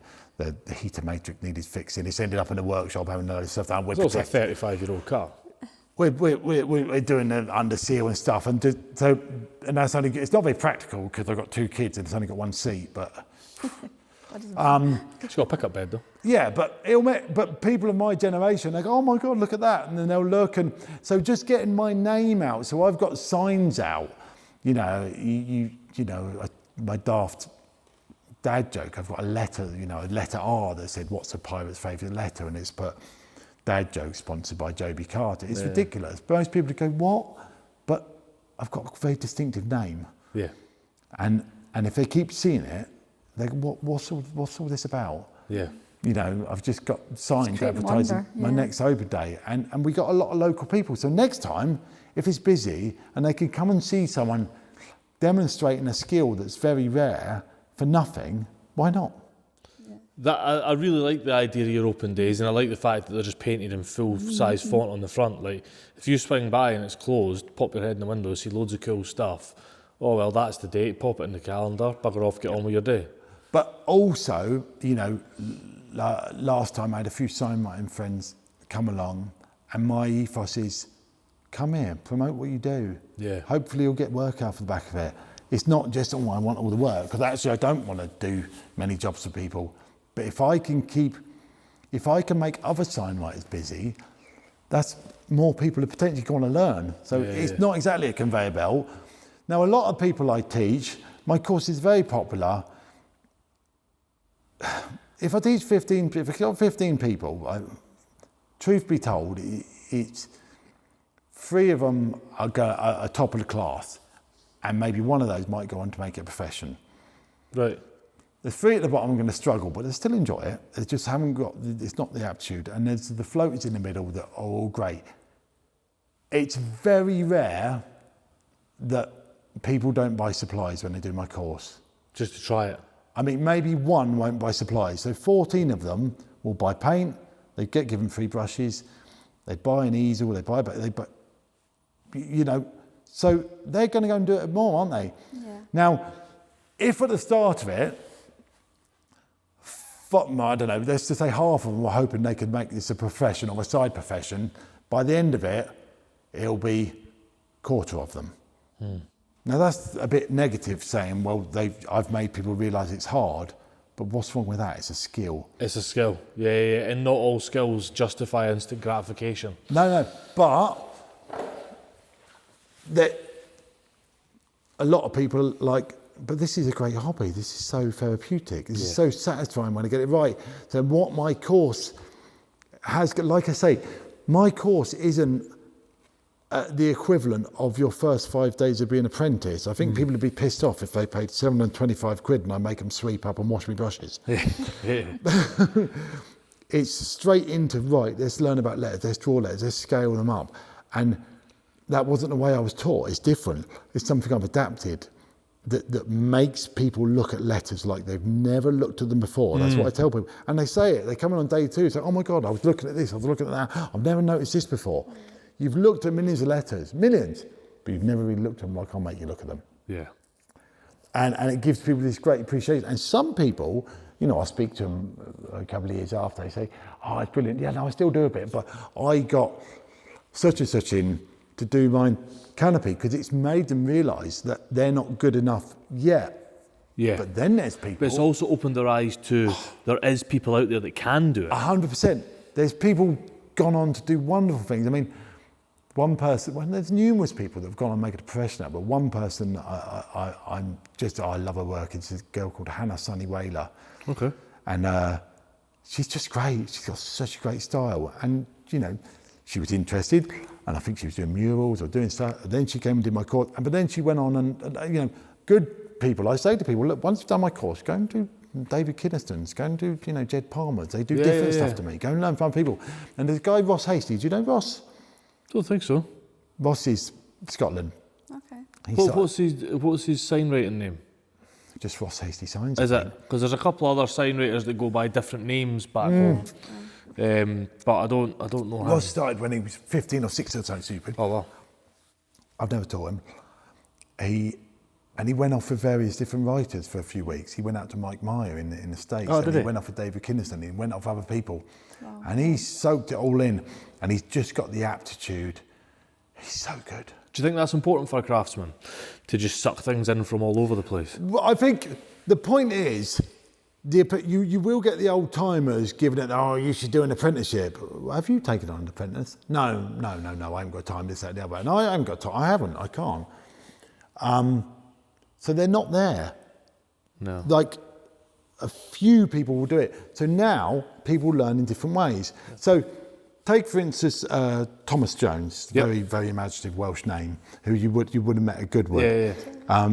Trades under Momo Signs. Yep. He became a subscriber of the He is magazine. also a subscriber to the magazine. He's a good friend, good laugh. He's a good dude, isn't he? Yeah, he's a really good bloke and really good. Now, he came into it maybe 5 years ago. Really? Yeah, not long at all. I've got a couple of his work on the wall. He came and did, I think he came down to help, just do like second coating and this, that and the other. I can't, you know, and he went with David Kynaston. He's done a lot with him. And he sort of just soaked it up. And he says nice things about my first book, because that was like his first book, and, you know, he said it was amazing. And the important thing about the book is, I didn't want to be stuffy. A lot of signwriting books, you read them and it's like, they're written by a signwriter for signwriters. No, I was trying to write for people that want to get into it and make it, don't talk about fancy stuff to confuse people, explain it. Because people assume they know nothing. And to write a book that appeals to people that they've only just heard about signwriting, but is also useful for the people who've been doing it 30 years, was like the idea. Yeah. Do you have a stage 2 course, or have you ever thought about putting on a stage 2 course? So I recently was, right, so I did the ill-fated 12-day course. I say ill-fated, I actually had, that was the one Hannah came on. All right. Intended for people that had done the 5-day and wanted to really lose stuff. What I got was 5 people that had never done it before. Ah, okay. So we did the 5-day course and then 7 days after. So it's like, no, this won't work. And I had leaflets for years that said 5 or 12-day courses, and I only ever did one. I also got another guy, Mark Shearer from Detroit. He did it, and he's professional now. So it was good. I did it. And there was another guy I took on briefly for a bit of an apprenticeship, but then he sort of waned off and went off.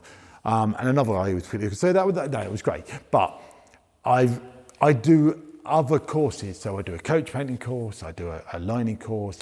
Right, so you do more specialist courses I do thereafter. a scroll one, a gilding one with Aaron. I do, the fairground art one's kind of sad because that's not, doesn't get the interest. But I've actually thought of doing something where I possibly make some videos for YouTube for free, but the fairground art, because it's on the endangered list, and there's more important things sometimes about making money, isn't there? Yeah. Obviously, I make a living. I've bought this place to teach people, so you can't do that for free. No, quite. But there are some things, It's just really important. It might be not. It might keep, and actually, there's other people I'd like to sort of get involved because I'm not the one and only. Mm-hmm.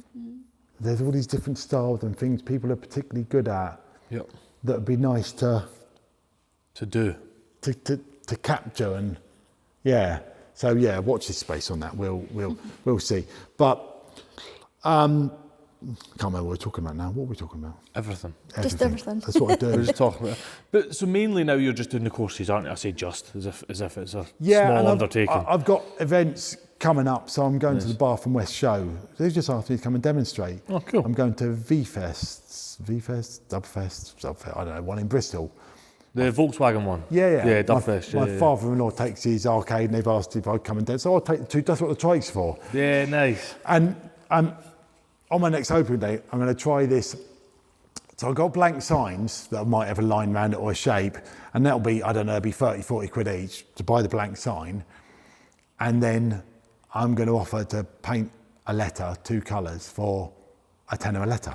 Nice. So if it's Amy, it's 30 quid. If it's a 7-letter word, it's 70 quid. See, I can't think of the now. Walser, if someone wants Walser. It's one thing you've been really quite good at throughout any time we've had interactions with you is, I don't mean this in the negative term of the word, but brazenly advertising. Oh, like just being like, I am here, I need to make money, and this is a skill that has to be paid for. But you know what? I don't think people mind it. Absolutely not. I think they quite like it. You do it with a real showmanship twist that really sells it. Do you know what? When I was in Lowbrook Primary School, it was a bit of a Montessori type effect. They had more computers per head than any other school in the country. It was really forward thinking. And I still can't use a computer. Really? Because I wasn't interested. I just wanted to do art. And you go in the morning, you just decide what you want to do. What do you think I'm going to do? I'm just going to do art. Yeah. Like literally, it was unbelievable. Well, I felt like an experiment, but I kind of enjoyed it. I was a DOS. We prizes on the fair you call swag. You buy it from Swagman, or we go to, now you can order it online, but you used to go to warehouses, and we had these, and they cost 10p. They were Star Wars figures. And when I think back, I'm pretty sure they weren't in like the official things. And I'm wondering whether they were knockoff. Either way, I was getting 50p a figure. It was in the 80s at school, and the school found out and stopped me from doing it. I was an entrepreneur at 7. Yeah. And they stopped There's schools around the country now that would celebrate you for doing that. So, selling. I suppose what it affords me to do what I want. If I wasn't so pushy and able to make money from things other than, the problem is when Dad was alive, Dad called the shots in terms of, my dad was the art director. Mm-hmm. Right? You painted that colour. And funnily enough, I was restoring a set of swing boats.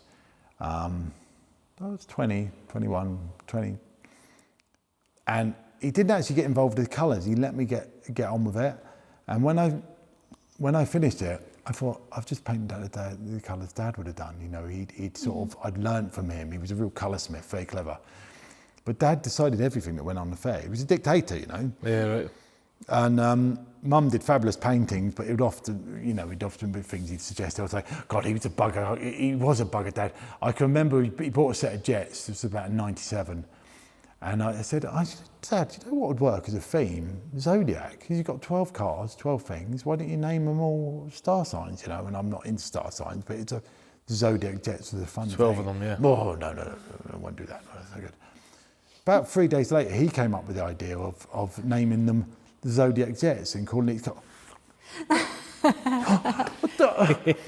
There's that scene, isn't there? Harry Enfield. Do you remember Harry Enfield? I don't remember Harry Enfield. Big fan of Harry Enfield. He used to do this sort of black and white scene where he was, showing up men to be chauvinist twats. And there's a dinner table, and there's one of the ladies suggests something, and they all sort of stirred her eyebrows and said, maybe one of the men might suggest that. It was that level. That's what it was like. Yeah, Dad was like, hello. And even the Jets themselves, I can remember I'd suggested Jets like a year before or something. No, but then he saw a set and thought, and he's like, whatever, Dad. That's what Dad was like. But so you think you just always had a natural aptitude to be able to sell, or do you think that's come from thousands and thousands and thousands of in-person interactions? Hundreds of thousands, arguably. I don't know. We're built with. I recently, I put a lot of my characteristics down to the dyslexia. You look at a lot of entrepreneurs who are dyslexic. Oh yeah. Richard Branson, so on and so forth, and your brain works on a different wavelength. Yeah. I will wake up. I will dream ideas, and I'll get up on the idea, and I think, some of the ideas I run by my wife, and she's the sensible one. And some of them I just do them because I know she'll probably say no. I mean, even the book. Now, my mother-in-law is very savvy businesswoman and retired now. But when I suggested the book, it was like, don't be mad, we're in a pandemic, you can't do that. And I was so bullish. It was like, no, I'm doing it. It's like, this is happening. Just accept it. And boom, so when you sell out 1,000 on pre-sale, See, it works. I mean, it was quite funny. Well, when I say it was funny, running a business, it's very easy to not keep your finger on everything. And when there's a pandemic and you're like, oh my word, there's no money coming in. It's like, do we need 2 biffa bins? Can we do 1 every 2 weeks? Look at this, look at that. Our mother-in-law helped us to make sure nothing going out. And we're literally shutting stuff down like, God, we've got to go hibernate. Mm-hmm. And all the while I'm like, hi, is this Gold Leaf Supplies? Can I have 1,500 quid of loose leaf, please? Because I had 10 Gallop horses that we'd stripped all the paint off. Now, I was in catch-22 because at some point I was going to have to use that ride again. So I had to get those horses finished to do it. Yeah, I know. There's me ordering gold when the pandemic was on. And I did get the horses finished. We have this conversation quite a lot when we restored our first house, fully renovation of the first house. And it's like, I've always worked contract. So when you're working, you've got time, no money. When you're not working, you've got loads of time, no money. Sorry, when you're not working, you've got loads of time, no money. When you are working, you've got the money's coming in, but you've no time to do it. That's right. So sometimes you just need to take the bet. Yeah. You need to take the bet. Most valuable thing in the world, time. Yeah. Nothing truer said than that. No, I mean, I'm turning 50 this year, and it's been the most biggest landmark of my life. Really? Yeah, definitely. 40, 30, 20, 21, just no real significance. But 50, it's like, I'm half a fucking century. And all my mates have gone, well, it's quite funny actually, my 3 friends from school that have turned 50 this year, I've given them a hand-painted gift. And I've got this running joke, none of them are artistic, and I've got this running joke, I want something handmade. Yeah. That'll be interesting. Yeah. You might find they all start booking your courses. Is that why you've done it? To get more dough out of them? No, I just think it'll be funny. Yeah. So turning 50 this year, well, literally a lifetime of sign painting behind you, because it has been a lifetime, hasn't it? Yeah, of sorts, yeah. What, would you have done anything differently? Was it a good career to get into? Do you think it's a sustainable career for future people? Yeah, I do, but what I encourage people to do is go down what's really the road less travelled and actually really do. It's so hard because the problem is, let's just say the average age of people doing my courses, average age is probably 45, 50. Really? You do get people in their 20s. Yeah. Occasionally you'll get a teenager. But often it's people who are at a stage in their life they can afford to take a week off and go and do a craft. Yeah. Now, Thomas, who we mentioned earlier, 40 when he got into it. And he's got that natural aptitude and he's good. But God, he worked it, you know. He really determined where he really did it and worked with people, and he came and did loads of, you know, work. He came and helped do loads of second coating and stuff on these letters and occasional outline. And oh my God, every time he was there, we would set up letters behind, you know, like swear words and stuff. Yeah. And Thomas, click. Such a laugh. But you know, he went through that sort of basic stuff. Oh, it's really funny. I got a video of him. I gave him, he was going to write like a Holborn Brown. He was going to write, just write the word Holborn Brown on a bit of dye bond so then I could display it. It was a good little job I could get him doing to be useful to me. And he did the first one. He hadn't peeled the plastic off the dye bond. The protective film on the front of it. So I went, take a video of him peeling it off. Oh no. Oh well, learned. So you don't think do you think that's the closest to an apprentice in your workshop? Well, so is there a yes, way to take one on? my book is made, so yeah, you can teach yourself from it, but you're not going to be doing a course, if not with me, with someone else. If you're going to do a course with someone else, ask them the question, when did you learn? There are people doing signwriting courses based off of doing my online courses. That's a real problem. And there's people doing courses using my book to teach people. Right. And I have sort of pulled them up on it, and I said, excuse me, maybe write your own book and teach off that, or teach your own, you know, like that feels a bit, So then, if I'm not dead, if I still exist, then why not just come to me? Yeah, right. But some people just want to do a one-day course. Or however you feel. I won't do a one-day course. I've done tasters and I don't Too like much it. to do in one day. Look, if they've still got 960 hours to do after 40, then 990, you know, it's like, no. Yeah. Just give it the respect. At least do 5 days. You've still got a massive journey ahead of you. But I did a bespoke one at London Zoo, which was a 4-day one. Okay. Just for like a team there. Mm-hmm. I missed that day. Really? I missed those 8 hours. Really? Oh, yeah. The course I've developed needs those 5 days. Yeah. And even then, you often notice when you look at the photos, some of them haven't finished or they've only got one colour because it's more important what they learn than the sign they paint. Right. And sometimes, okay, no, a bit more practice before you start. I'm really, really passionate about it. And they know that.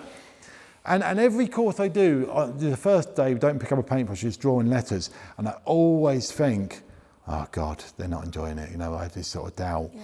And then by the end of the week, they're all, you know, so excited with their new Skyline and Seal and they've done a great job. And it just takes patience, so you just need a little bit. Literally 99% of people go away loving it. That's brilliant. Every so often you'll get someone who just, occasionally you get someone and they find new excuses and they go after the 3rd day or something, oh my cat's died or something, and it's like, this just wasn't for you, you know. Yeah. And you know, that's fine if it's not for you. You can tell by their demeanour. Some people are not very good at being taught. I had a guy, instead of me, I'm terrible at being taught things. I had a guy who, sometimes you get people who think, why are you doing this when you know everything already? You know what I mean? Yeah. And one of the things I was teaching something about shadows or something, and he said, oh, I think you explained it better in the book. And I absolutely pissed myself. I just thought that was brilliant. You explained it better. It was like such a sort of, it was funny. But yeah, but generally I like it. Some people drive you a bit mad, but no, I just enjoy it. Good. Kate, last question. Yeah, what advice would you give your younger self? I don't know really. You don't know. I'd say, I'm trying to think of something funny to say, but none of it's clean. None of it's clean. I don't know, do what you do. Maybe don't fall out with your family, like lots of family members like you did, but there you go. That's family businesses. Yeah. It's unfortunate. Yeah, right. It's a high pressure environment, isn't it? Yeah. It's I wish I knew myself then like I do now. I wish I knew that I was dyslexic, and I wish I knew I'd built the way I am. Yeah, God. You know, I mean, I've got a 19-year-old son, and I try and sort of give him advice, but it often falls on deaf ears because he's a 19-year-old son. he's 19 and he's got to find all these things out himself. Yeah, That's the thing. You have to find them out yourself. But it's that journey that makes you who you are. I made so many mistakes in business,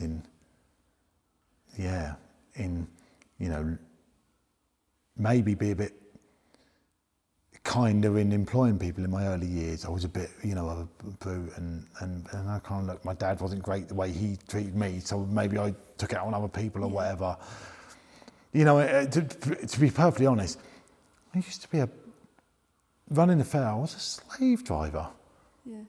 The only way I got it done was by being a slave driver. Well, it sounds like it was a monumental amount of work. It was Not to monumental. justify it, And but some it was a people- monumental amount of work. Some people liked that aspect of it. Some people, the people that like it, I enjoy a big I was about to project. say, you like getting I enjoy. They liked the buzz of let's get it done. But it was incredibly hard. But I don't regret it. I did love it. It was wonderful growing up on a fair and travelling around and exciting. I bet. It's very unique. And some people can't fathom how I've adjusted to this change of life. But then I love painting signs like that. I love teaching people, the new people I'm going to meet. I love telling my dreadful dad jokes. I love putting on events. I love, going to other events. You're in control now. Yeah. And the point is, I can get up when I want. I have to get up early. I can walk the dog. I can go to the gym. I take the kids in. If I don't want to, I don't have to come in. Yeah. I go on holidays when I want. It's, and I still suffer with stress and taking too much on and trying to fit too much in the day and so on and so forth. Yeah. But like I say, I have had a lot of people. You do get flack online and people write comments. Someone the other day, I did that daft sign over there, that golden sunrise, the hand-painted tans. That was my April Fool's gag, And I always do it. I love April Fools. I love doing daft April Fool's gags. The one up there, the Carter's quality brushes. That was before I sold signwriting supplies. Yeah. I was implying that I was making chest hair brushes. Most people get it, and someone actually was interested. Like, weirdo, because we don't like to. Did you ask them the price though? Well, you don't like to think about the animals that you make the hair that make the hair. I'm not sure they shave them and let them go. No, but yeah. But hey, it's all for pretty les. And someone who I knew put on the comment, Joby Carter destroyed his dad's fair dream, goon. And you're like, and I don't think they were joking. I think they really I think people think I should have carried on because they enjoyed it and it was incredible. But I'm not a monarch. I'm not abdicated. I've just decided to make a life choice. Yeah. And we stopped at the top. And that's okay. And it does kind of get to you. But generally speaking, within the signwriting community, I'm well respected, and you get the odd snide comment. I mean, look, I've called it, the sign says Joby Carter, the home of traditional signwriting. That's pretty arrogant. That's going to piss off a certain demographic, isn't it? Yeah. But I don't care, because I'm not trying to get someone who's been signwriting longer than me to do my course. Yeah, right. I'm trying to get someone who heard of it a month ago and wants to, where do I go? So I've got to make sure I'm the top of the pile. When you Google the signwriting courses, I come up first. When you Google signwriting books, it's my book. And word of mouth. You want it to be fabulous, so everyone talks about it. A lot of people do my course, a percentage of word of mouth. That's not bad going. That's pretty good. That's what you want, really, isn't it? Yeah, I don't really spend much on advertising. It's just shameless Instagram posts about all sorts. And you've got to get that happy medium of the work, giving people free tips, and just plain old advert by my book. And a little bit about yourself, because people buy off people. People do buy off people, and I think a lot of people... That's why we do this. Certainly, that's exactly why we do this.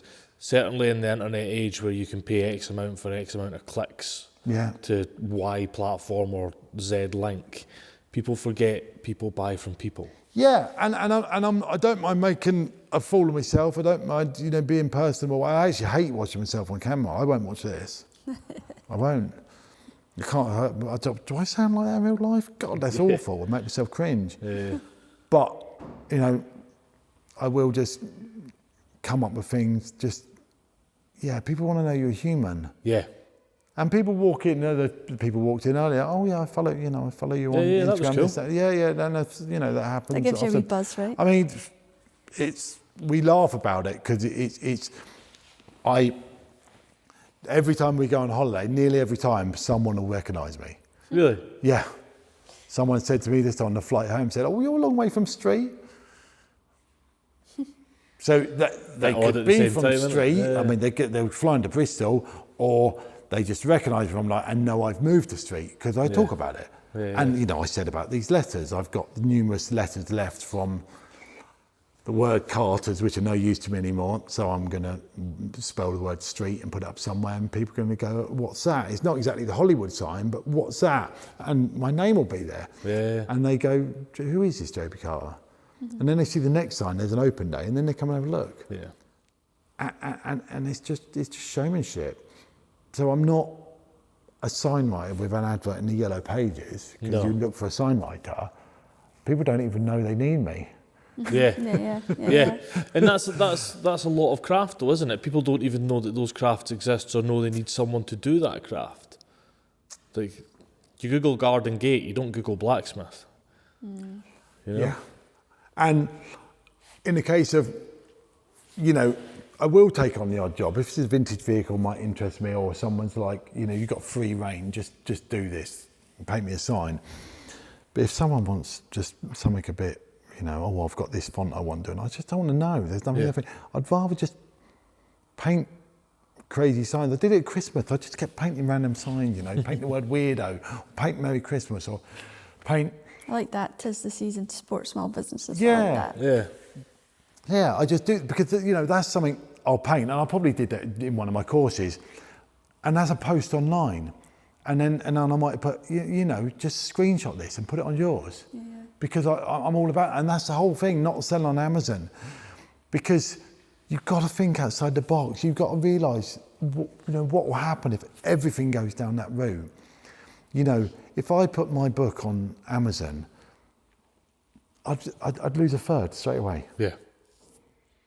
That's my lifetime of my information. I'm not prepared to do that. Yeah. That's fair. It'll work for some people.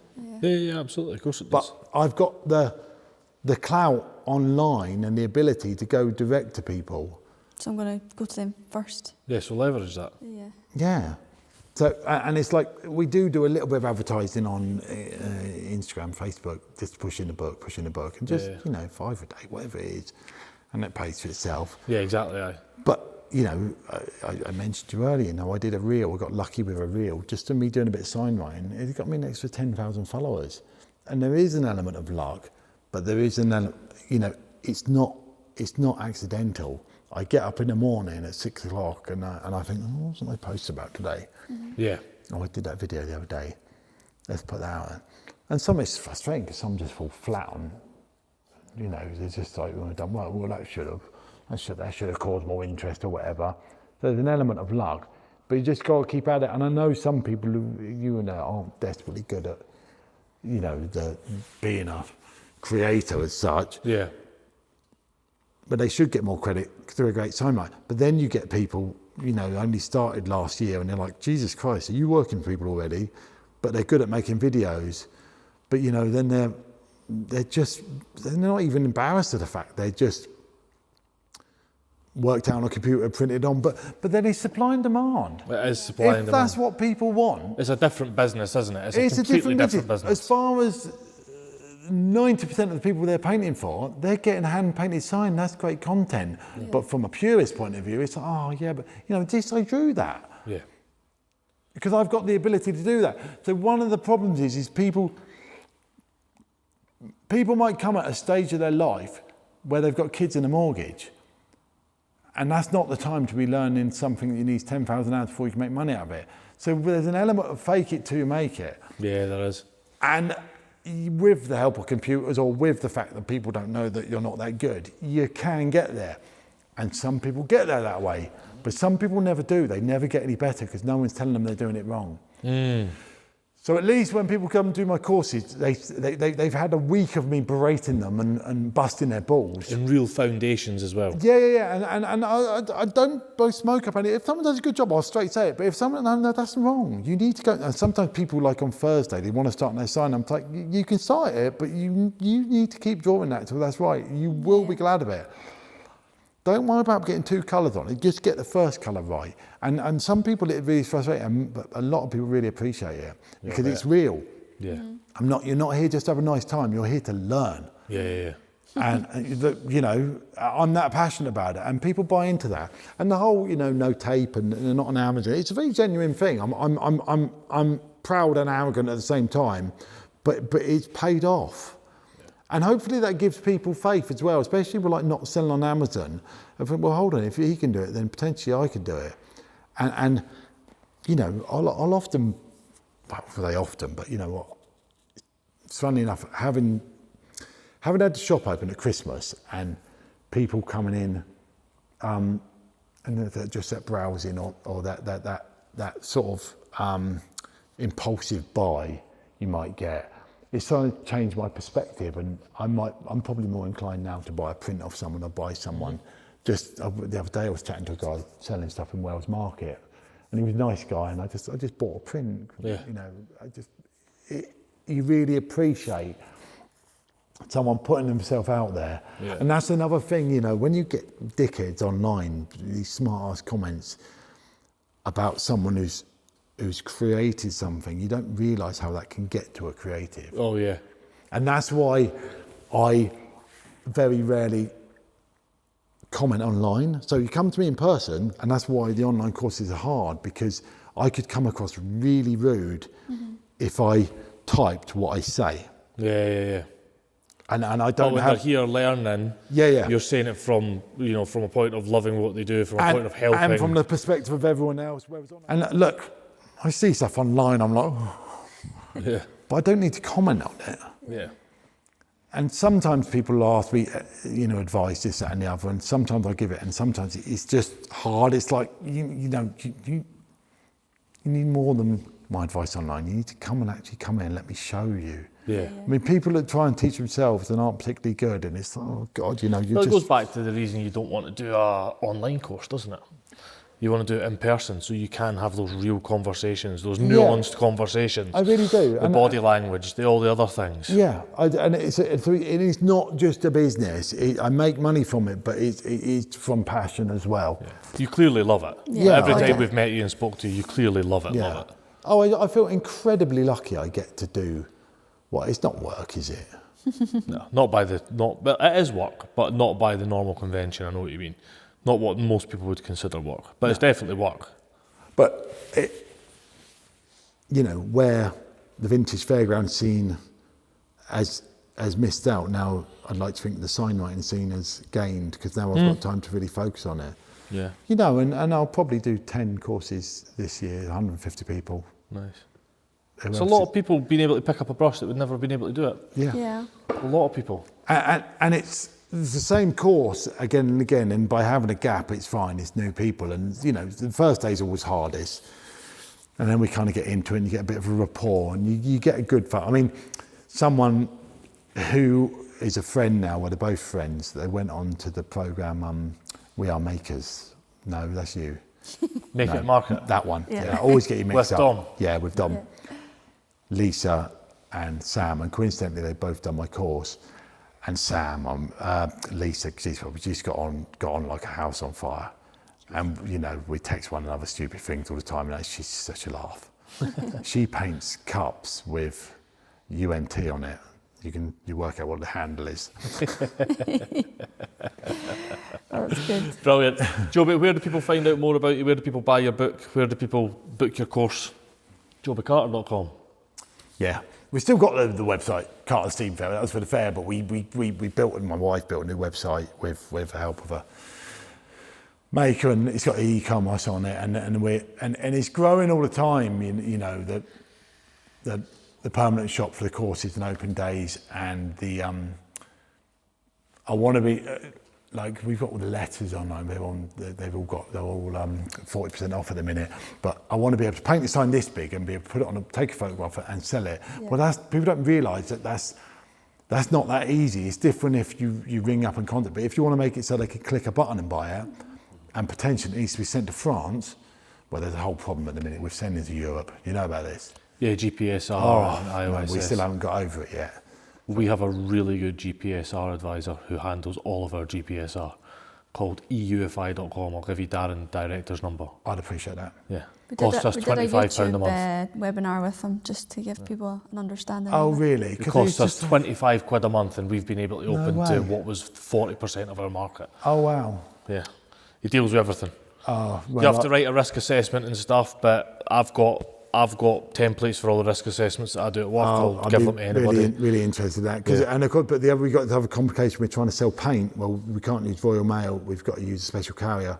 But then there's this built into and people don't realise this. But now there's this thing with Northern Ireland where it's changing the status. Well, we won't be able to sell them paint, but the minute we can or stuff like that. It's like, and it's really, I don't make a lot of money on a pot of paint. Yeah. The markup isn't massive.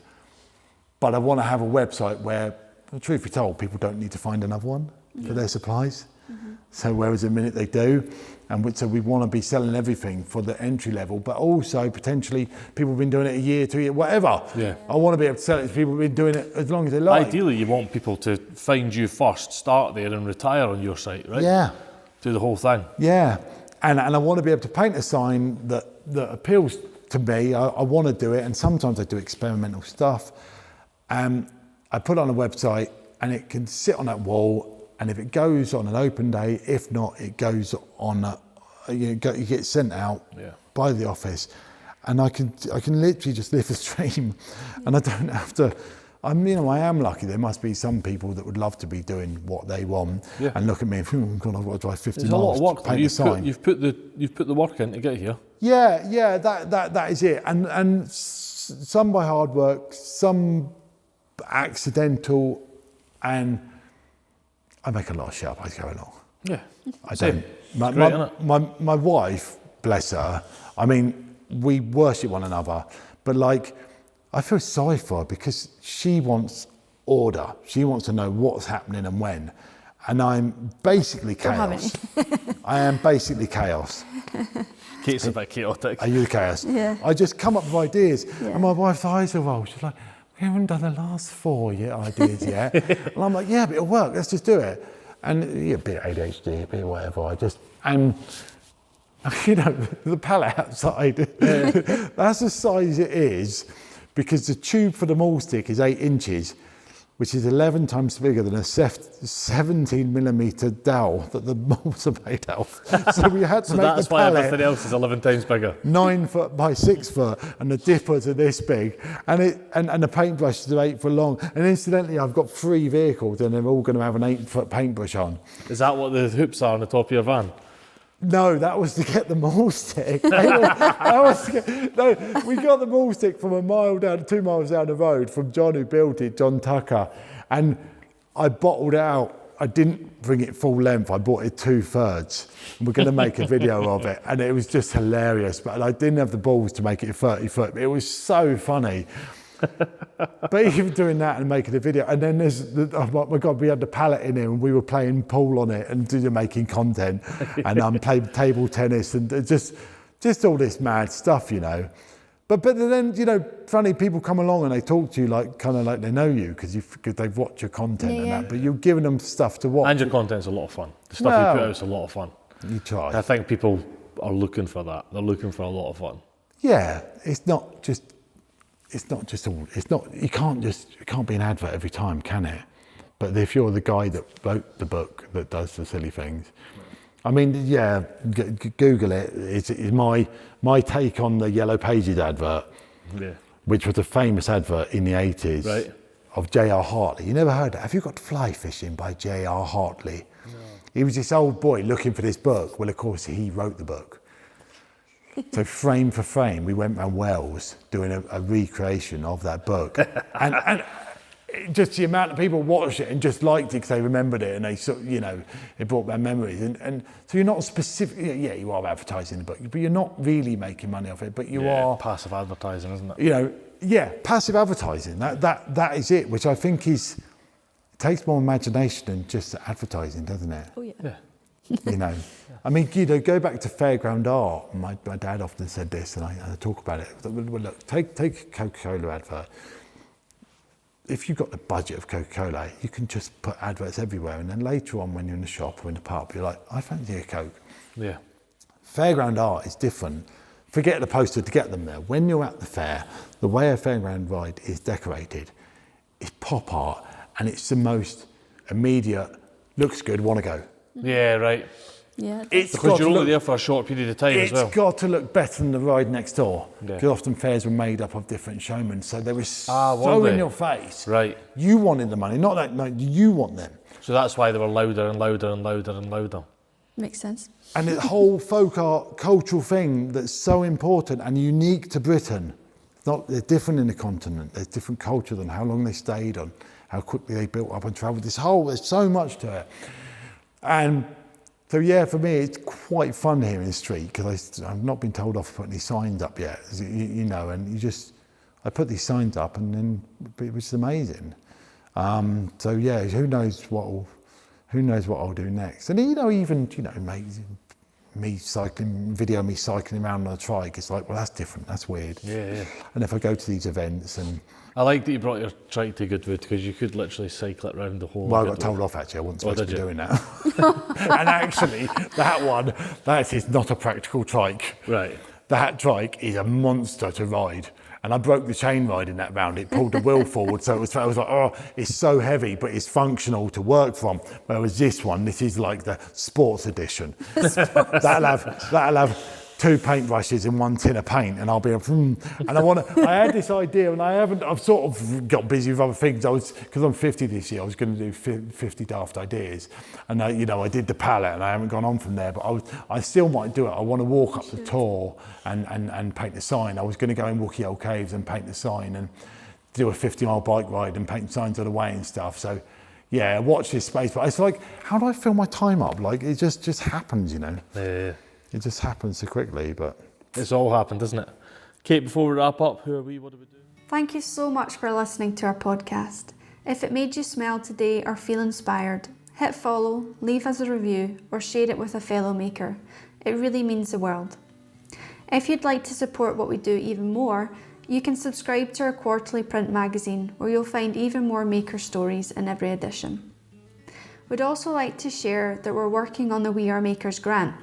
Once we reach 2,500 magazine subscribers, we'll be giving 11% of all our subscriptions directly to makers to help fund tools, travel, photo shoots, or anything that moves their craft forward. Find a link to all of this in our show notes. We'll see you soon, wherever the next story takes us.